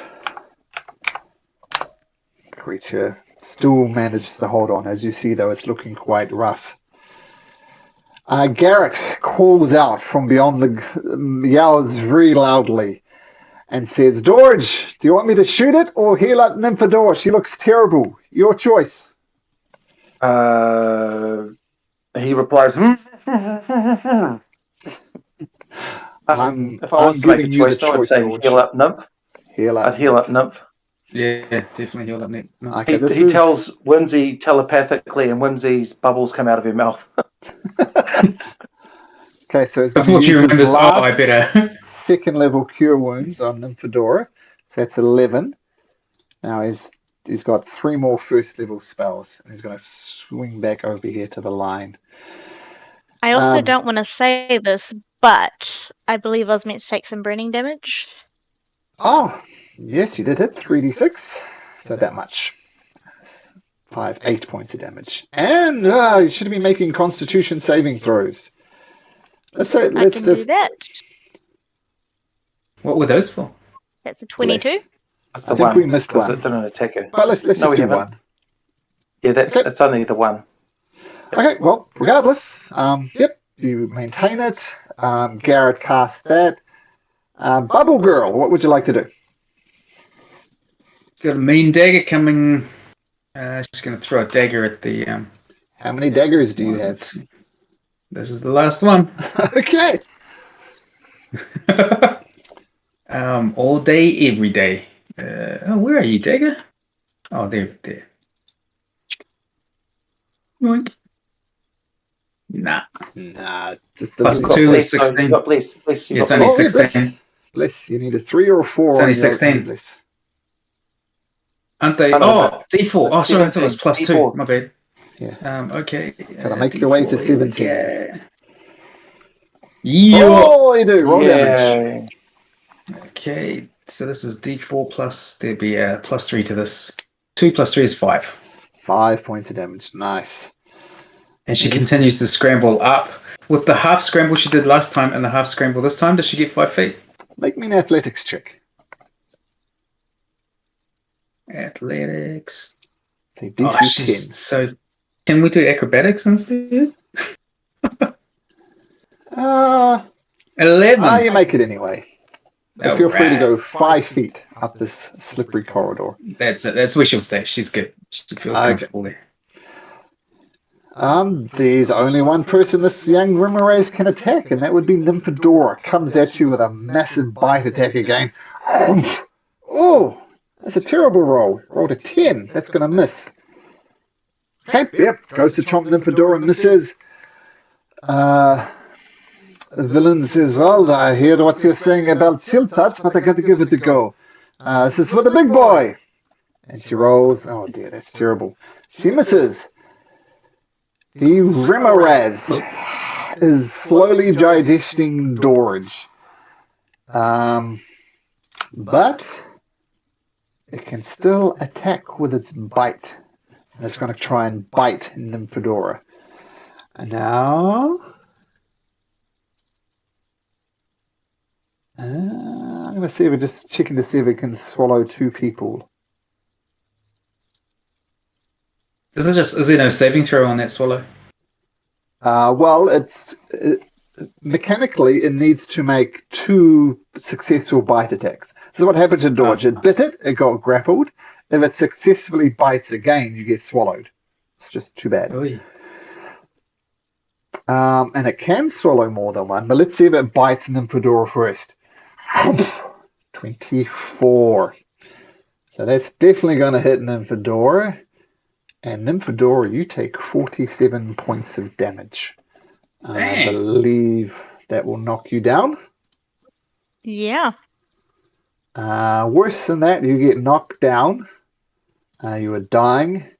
Bless fades for everybody. And you see Nymphadora in the mouth of this beast getting ready to swallow her. Okay. Tarvin. Yep. Trusty laser rifle. Okay. First shot, that's a hit. Second shot, that's a hit. Oh no, that's damage. Oh, This is damage, sorry. damage. 20. Ooh. Plus Hunter's Mark 6. 86. Ooh. Nice. Ah, Sick. damage. Oh, the creature is reeling back from your laser shot. It looks incredibly Come tough. on. But does not die. Dorge, at the start of Let's have your a look at turn, this damage. 6d6 acid damage. What are you on? 15? No, you're not. Yep. Okay, so you're just out. You're not yet taking death saving throws because that knocks you down, and you're slowly bubbling away in the digestive juices. Nymphadora, make me a death saving throw, please.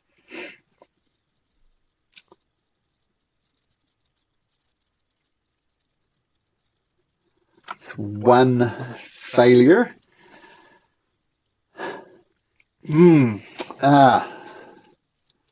Now Garrett sees Nymphadora dying. Garrett sees Remoraid still there.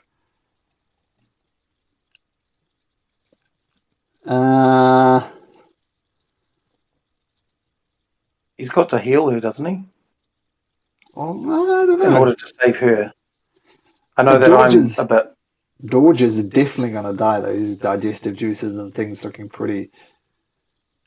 But she's definitely going to die if there's two Remorazes. Nymphadora and Dorge, I'll let you decide between you what happens, because this is a critical decision. I don't want to make it. Dorge, Nymphadora... I think that you need to be brought back to life, because mine's much more unlikely that you're going to save me as such. Because I'm still unconscious in the stomach, right? You have to cut me out of the stomach.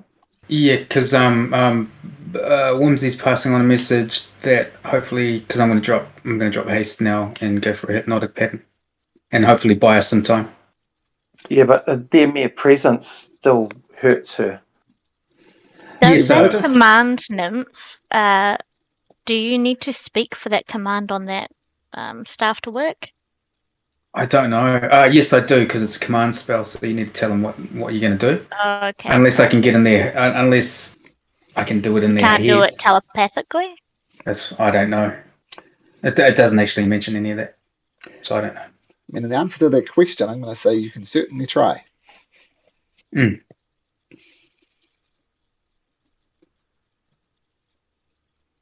So, Nymphadora, are you cool with being healed? Are you agreeing with this course of action? I don't know. Well, how many... Have you had to do any fails or saves yet? No. Me? Yeah. I've had, see, I haven't had to do any, and not wanting to... Well, yes, wanting to metagame, but like, when I take damage, it's 2 hits, right? Yep. Yeah, it's going to... And you also know that when a creature dies, its digestive juices don't stop functioning. Yeah. Or just gone. Right. But I think that if Garrett saves you, at least to keep you on your feet... Oh, I see. Your turn is after the big creature as well. Yeah. And haste has dropped off you as well, because you did. So I don't have to worry about haste. Well, did you cast anything else? You may as well leave haste on. I don't know if it can stay on. I don't think it can, because the character's dropped unconscious. Yeah, but Nymphadora is still hasted. Once she wakes up, she will be hasted. They are both still hasted. Oh, okay then. Okay then. Yeah. All right. So, and so, yeah. I thought it would have dropped. That's all. Nope. I think I'm more than likely dead, so just give it to Nymph, I think, is the key. And then we run? They can outpace us. Inside the gut anyway. He can't reach me. I assume they can outpace us, so it's no use running. Yeah. So, we just want to confirm, Nymphadora, you're comfortable with this heal spell going to you, as opposed to trying to rescue Dorge? Got it. Let's keep fighting. I'm not comfortable with it, but, you know, if that's do it. then okay. Okay, Garrett swings over. This adjusts your mind. This is a D8 plus 3s out of second level spell slots. Still want to do this?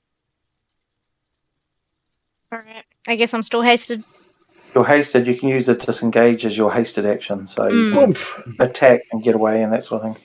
Or heal yourself up. Oh, there we go. He rolled. Did he roll maximum? Almost maximum. 9 hit points back. That's 2 more first level cure wounds. Oomph.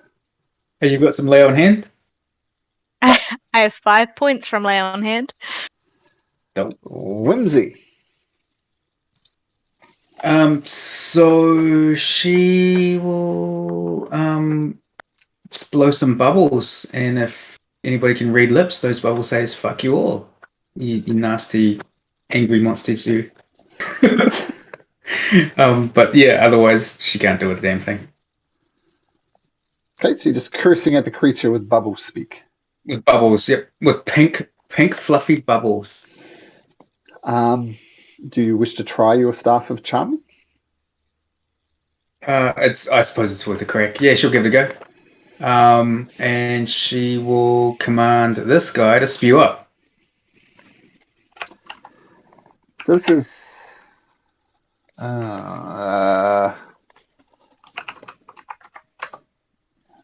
let me just check some rules here. Yeah, I have no idea what. I only half read it when I'm. Yeah, what can I do with command? So this is very important. I've got to get this exactly right. Let's bring up your Staff of Charming. So the command spell does say you speak one word. That word would be spew. Telepathically vomit? Yeah. Spew? Yeah, so I'm speaking telepathically to say spew or vomit. Doesn't work for numerous reasons. Number one is because it can't understand English. And number two, it has no language. So it fails regardless. Okay. Oh, hang on. Although I do... telepathy is... No. I mean, I couldn't even have said spew. I can say approach, drop, flee, grovel, halt. Those are examples. You could have said spew. Oh, okay.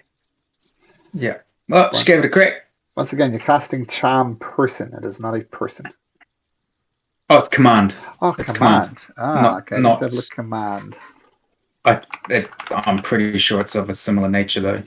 Surely it'd have to be able to understand me. It doesn't understand you. And here's the command. If it doesn't understand your language or if your command is directly harmful. Yes, I wouldn't even have tried it. I want to go with pink bubbles. Well, regardless. And swear at it. It's good checking out these things. Yeah. Okay. This thing is going to step over top of Nymphadora. And just to be fair, because I know you probably prefer to attack a villain, roll a d6. On a 1 to 3, it attacks Tarvin. It's going to attack the villain. Okay, it's going to try and bite her. Oops. And rolls a 21, which will hit her. She takes 24 points of damage altogether. So that thing was going to continue to attack her, so count yourself a little bit lucky. Villain says, "La! Shit!" And she's going to reach out, and she's going to cast a Vampiric Touch. And touch a creature, make a melee spell attack. Her spell attack is +6. So I'll do 20, add 6. Natural 20! Ooh. Go, villain! So, cool. So it's going to take 66 damage. Villain, this is the best thing Villain has ever done. Oh, not great, but it takes 16. And she sucks the life out of it, and she gets 8 hit points back herself. That went better than I hoped, but we're still in trouble. The Remoraz is back. It is not down. This is a decision that Tarvin made. Yeah. Garrett made. Garrett made. Well, you just collectively. What's your armor class, Nymphadora? 20. Still 22. 22. But you are prone. I'm going to do another one of these dice rolls because I like them. So this is at advantage. It gets a plus 11 to hit. So I've got to roll 10 or less on both of these rolls. That's 1. That's not 2. So it is going to hit you for the second time. And is it a 15 or a 12 that I'm looking at? It's a 15. Okay, oh, is cool. it backwards, is it? Does it Oh, look no, backwards? I can just see two numbers very clearly. One of them's a 12 and one of them's a 15. Yeah. It is a 15. I don't know. Yeah. Oh, no, it totally is. Yeah. I have to reverse my camera. I think it's just gone backwards for some reason. Okay, but regardless, you're not going to survive this. Oh, the bite attack does hit with advantage. And, you're back on 0 hit points and dying out again. And you are grappled in this creature's mouth. This is looking as if it wants to swallow you as well. Grappled. Tarvin. Make space, George. I'm coming in. Oh, yeah. Yeah, I'm going to try and finish him off with the laser rifle.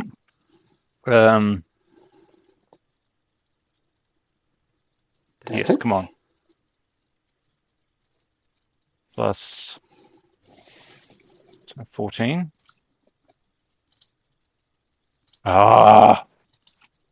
He's dead.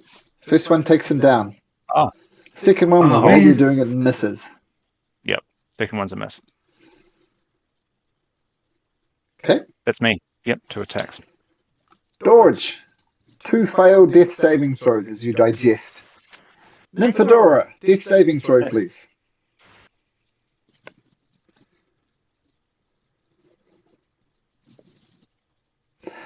So that's 1 failure because it reset when you came back up. Yeah. Garrett,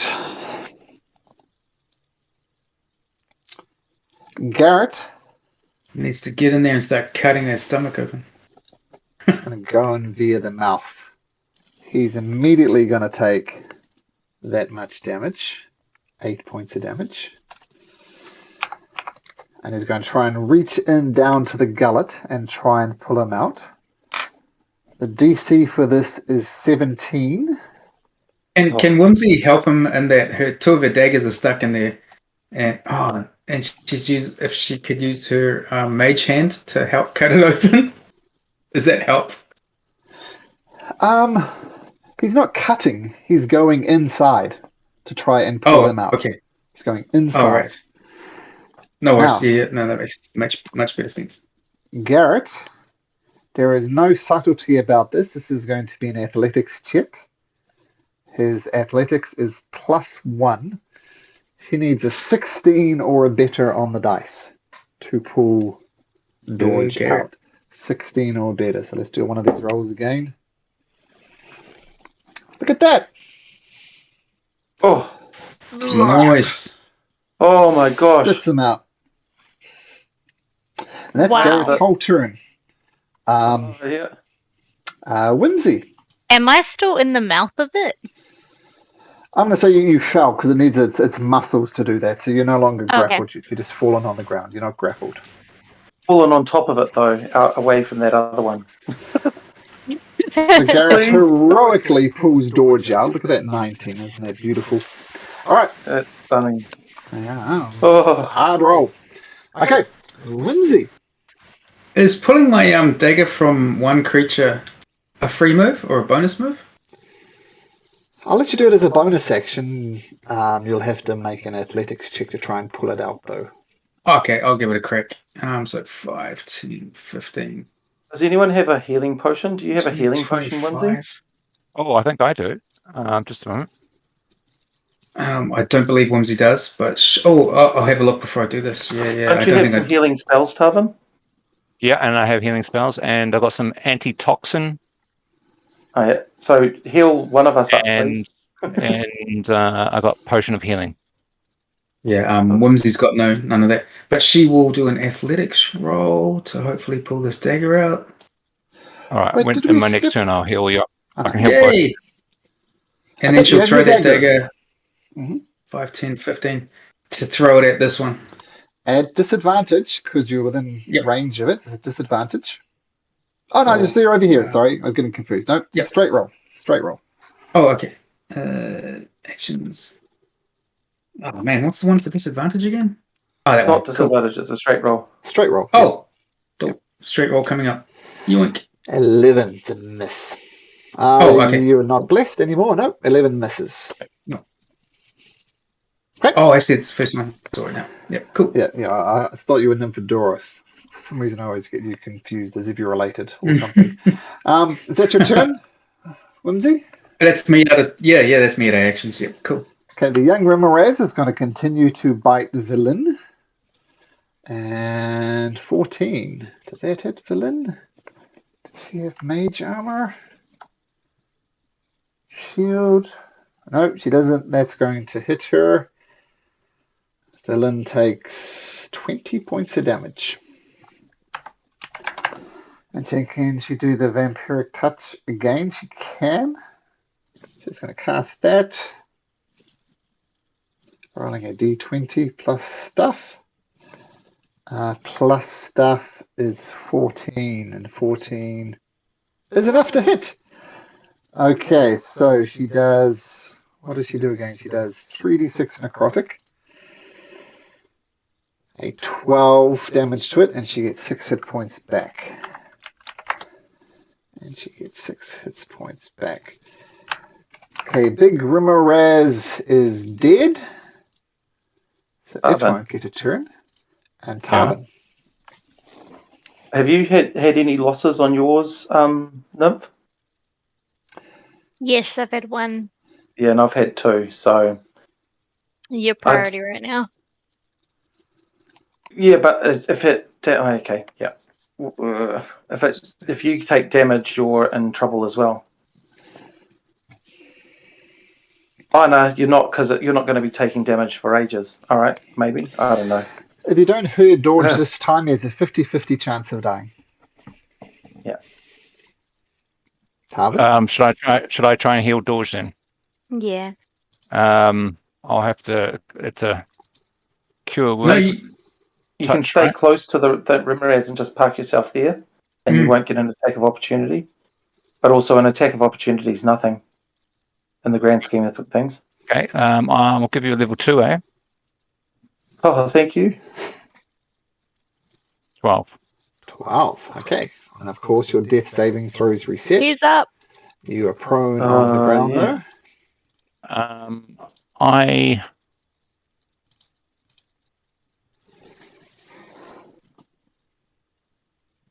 No, I'm just looking at my other spells, so I'm just thinking...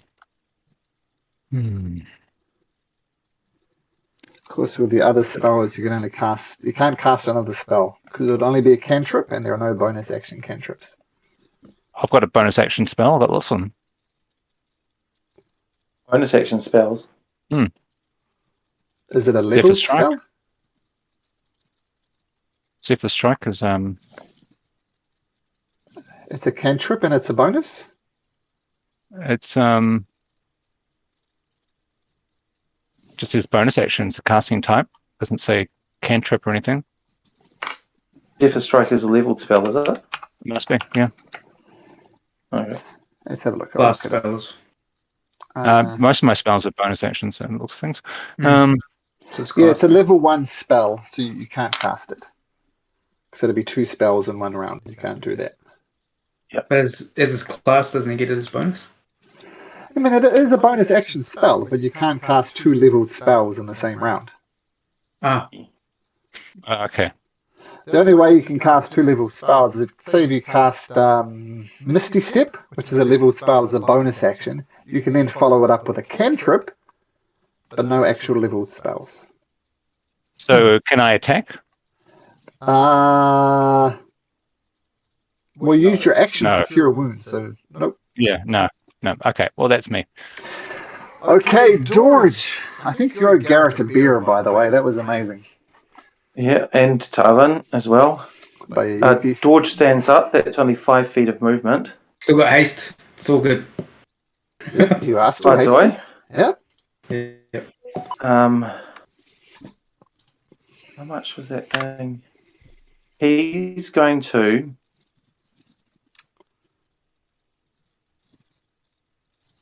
What he's going to do is he's going to sprint over to here. Yep. Rage is his bonus action. Okay.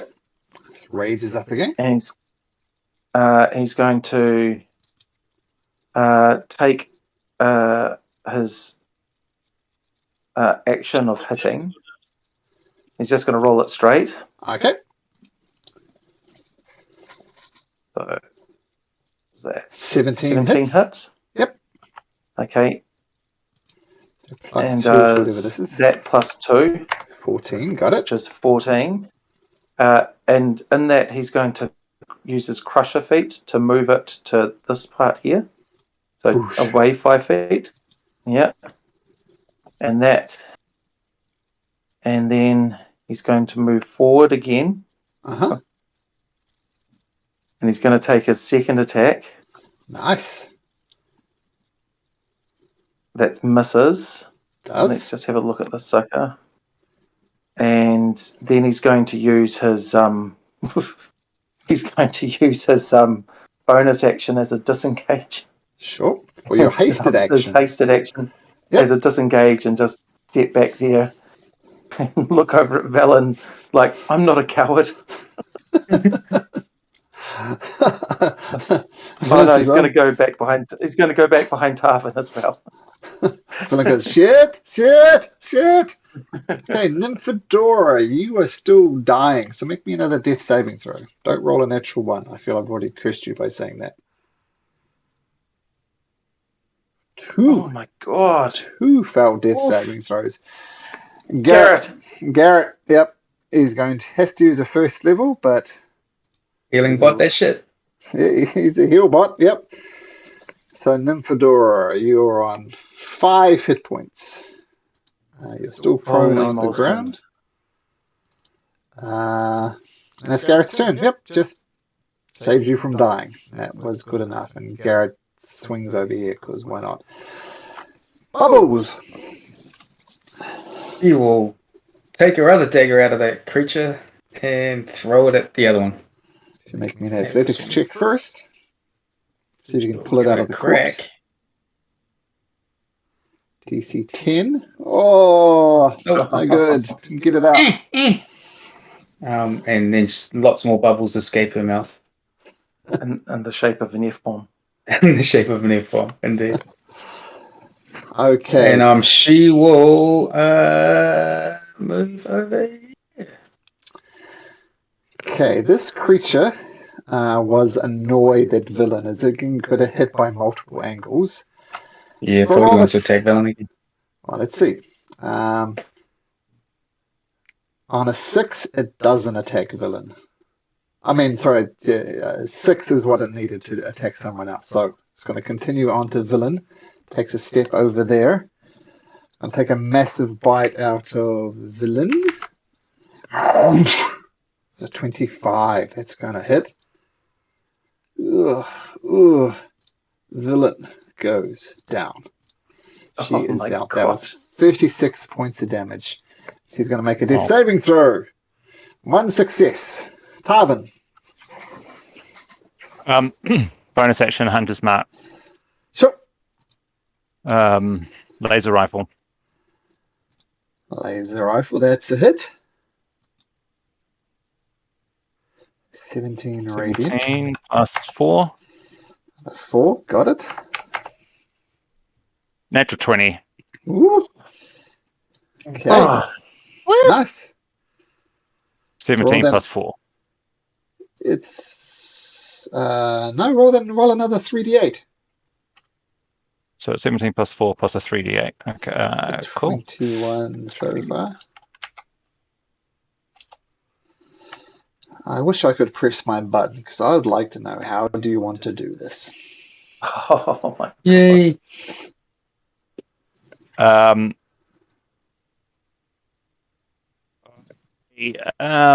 Yeah, fire an arrow of such force that it goes through its left eye and pins it to the icy cabin wall. Nice. Laser rifle? Hmm? Oh, sorry. Anyway. Pin it with a laser rifle. Let's pretend the laser laser was rifle. solid. Oh, okay. It just goes through his left eye and creates a huge hole in the back of his head, and it slumps to the ground. Nice. I'm just going to say Garrett uses his last cure wounds to bring back the Lin. I've got some more healing spells too. If anyone has. But no one's dying. Actually, Nymphadora? No, Nymphadora's fine. Nymphadora's fine. We've made such a racket, and with those tremor sensors, like, holy smokes, guys, we survived. Yeah. I came into that fight feeling really confident, and that slowly waned as the fight went on. So I'm glad we pulled through. Just the bubble mouth just totally shifted it. Like, has someone got some fire to throw down that way? Fire for what? Down this way. Those look like eggs to me. Are they immune to fire though? Then let's start smashing them. At the very least, we need to take a short rest, right? Oh, I don't know. We need to take a long rest. Not while those are. We climb back up the ropes. Right? We climb back up the ropes and go back to that place and just rest our asses off. Yeah. I will point this out to you. If you go up there and hang around in a room for 7 hours, several wandering monsters are going to find you. Yeah, I've had to figure out that. Down here, they may not know. Well, there's something down here, guys. Where are you? Oh, right. Although, I suppose no wandering monsters will come down near these guys, so we could rest here. That's what I mean. Down here, they may not know if they're still alive or not. So. There's more of those pools over here. Yeah, there's 2 more pools. What wandering monster would want to come down here and get itself killed? I'm saying as a DM, is you're just going to take mindless long rest all the time for no real reason. Except for the fact that we're almost all dead. Except for me, yay! Because I ran away. Supposed to be a challenge. So I'm telling you, if you've only been going for about an hour from your every last long rest, wandering monsters are going to come. So otherwise, if the whole thing gets silly, I took 4 points of damage. Let's take a long rest. Oh wait, I get my 4 hit points back. It just gets ridiculous. So if we can take a short rest to get hit points back, but rather than taking a big one, you're just talking if we spam long rest, right? Yeah, it's just kind of gets a bit ridiculous. So, but you're gonna and then Fedora. Let's get to the point. You can smash these eggs up if you like. I am. Yep, and they smash one by one and they go through. Do you wish to attempt to take a short rest?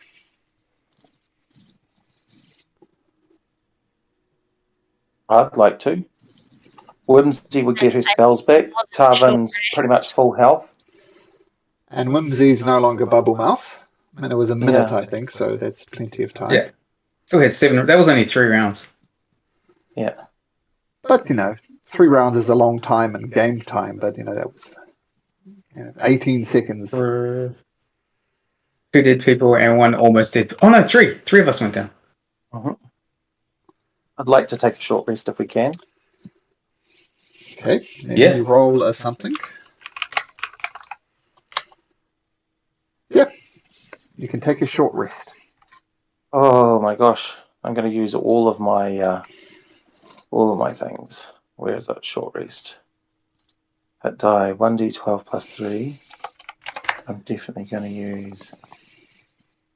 I'm going to use 7 of them. Philin took a short rest as well. 6.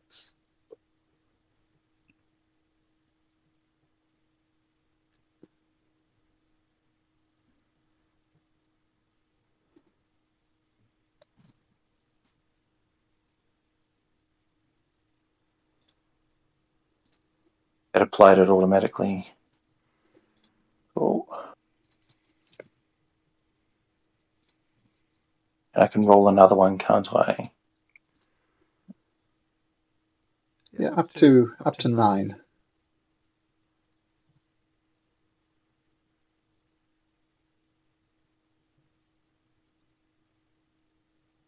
Yep, I'm happy. Oh, that was amazing though, guys. Yeah? That could have gone a lot worse. Especially for Garrett's. George.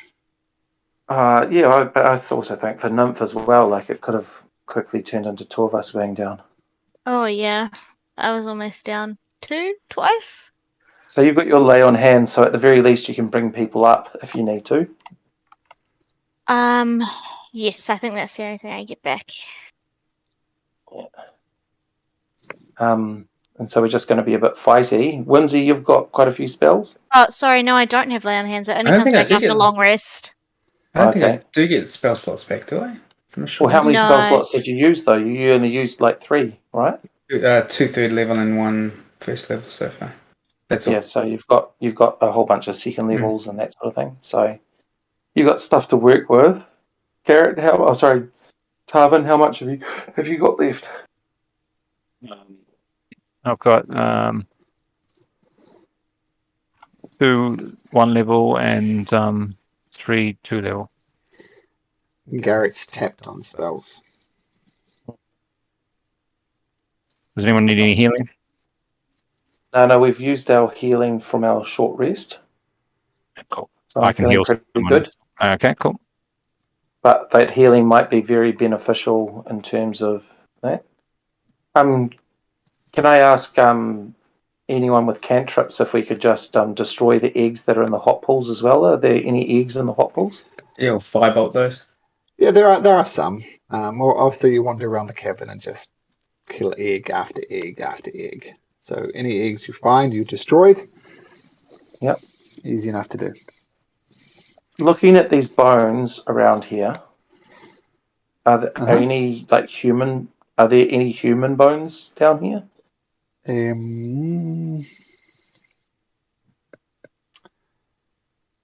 are human bones, or elf bones, or dwarf bones.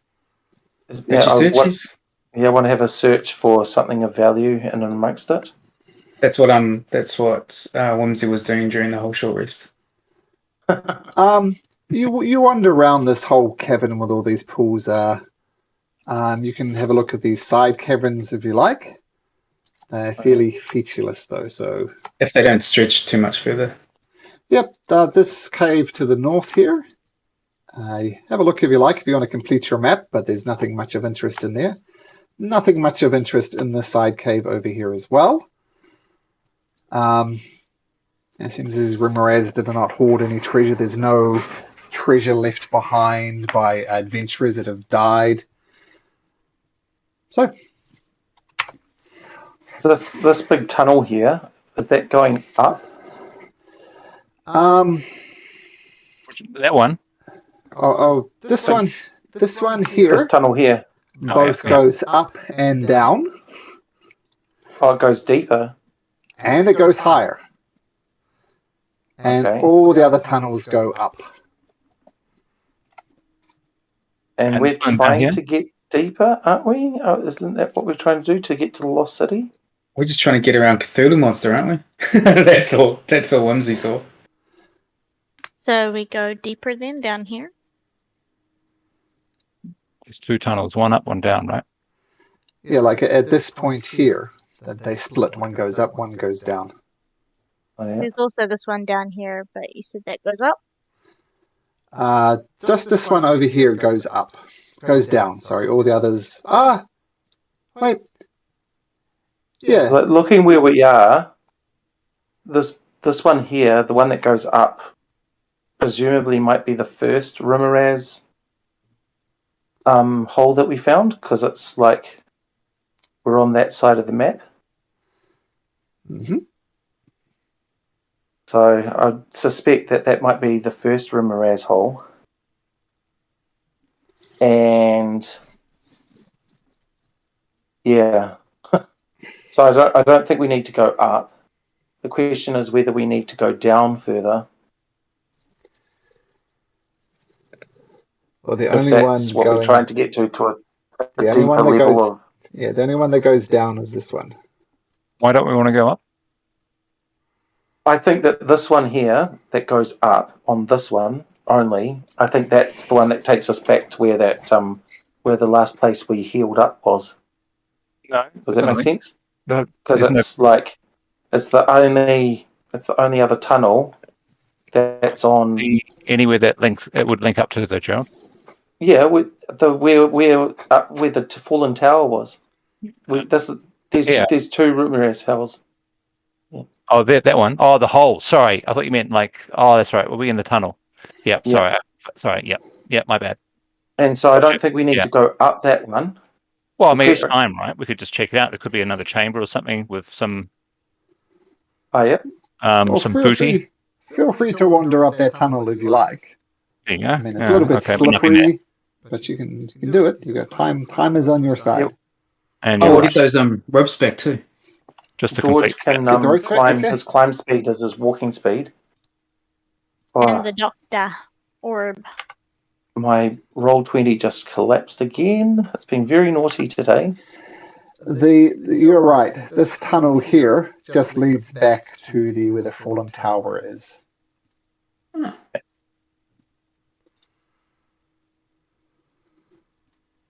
Do you want to try this down tunnel? Either that down tunnel or going up one of the other tunnels to take us to a different spot here. Like, would the Ramirez be the thing that we need to follow in order to get deeper into the city, or would it be more like finding a building or something, another tower that we might be able to walk down? Garrett says, look, let me check out this down tunnel. And he goes down, disappears for about 10 minutes, and comes back. Also a hole down here.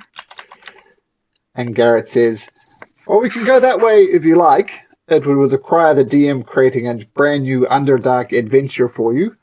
So I'm just going to say that way block. This one leads to the Underdark. Okay. And so... What about this one here, guys? This big tunnel down here. Which one where? Can you ping it again? I know that. Oh, yeah, that. This one. Yeah, good call. There's another Ramirez hole there. Yeah, that's another possibility. Shall we check out what's up here? Or shall we check out what's down here? There's the two possibilities. Here. So walk up a bit first and see what's up there. Okay. We might as well.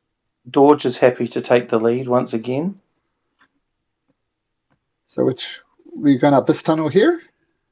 Going up this tunnel here. That's okay. Do we want to send our stealthy people up first just to track ahead?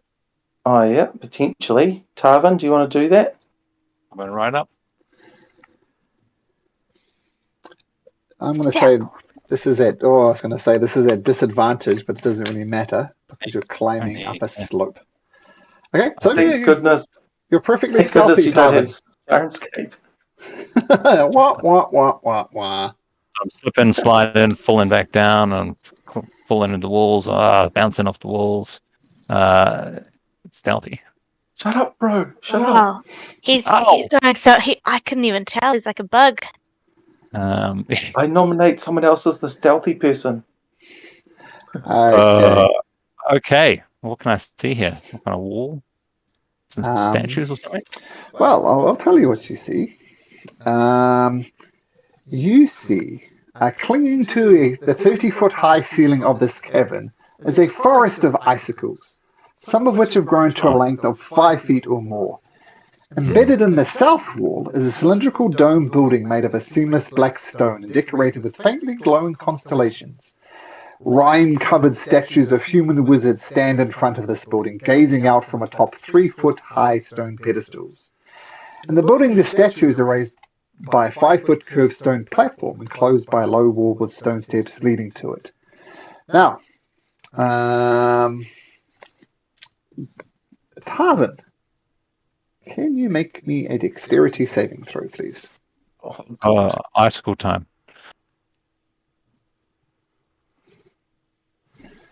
15. Let me check.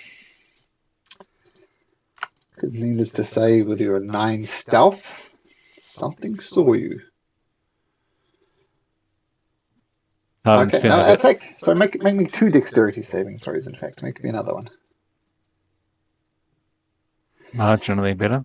2, you hear behind these 2 statues, 2 spells being cast.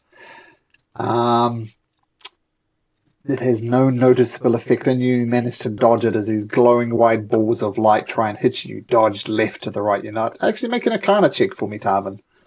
Oh, no, not Arcana. No, you don't know what spell it is, but they attempted to cast a spell. And we're going to have to do one of these.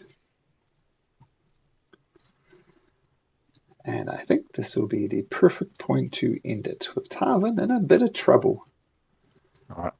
I'll be mind shouting to Whimsy a bit. Going to do Villain. And then we'll do Garrett.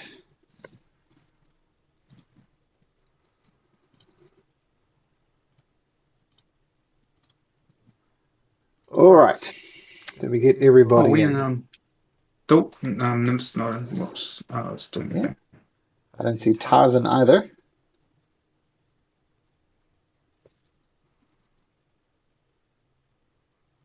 Do I see anything yet? Any monsters? No? No, you just will have to roll for initiative, buddy. Yeah. All right, so next week. Yep, but roll for initiative now, because everybody else has. Oh, okay. Oh, sorry, missed that. 2 wizards. Oh, 25. So luckily you get to act first next turn. And what you see, I'll show you the art. What lives in the Underdark? Tarvin should know this. Yes, I should. Drow. The Drow. They cast a spell on you, but they failed. My brothers. We'll get there. So I just wanted to see if you beat the initiative, and you did. Oh, so well done for surviving. Oh, wow, that was epic. That was epic. But we'll pick this up from here next week. Hopefully I'll have Sirenscape working by then. And be thankful for this dice. This dice saved your life. Oh, yeah. Yeah. Do you have any idea what the new character might be when Thing comes back? Cleric. I was suggesting she either takes a fighter or a rogue, just because the mechanics on both of those are relatively easy. Yeah, fair enough. I think in hindsight, I would have discouraged Leah from doing Druid, because they are the most complicated classes. You have to take care of wild shapes, and you have to take care of spells. So that's all good, though. Yeah. No, that's cool. Yeah, so she's going to go rogue or fighter. Obviously, she's still moving, but yeah, we shall see. Maybe when you get to Yethrand, she'll find out there. Okay, folks. Thanks again. Nice to be playing with you again. And we'll see you on Monday. Thank you very much. Cool, guys. Catch you later, everyone. Yeah. Catch you. Take care. Bye-bye.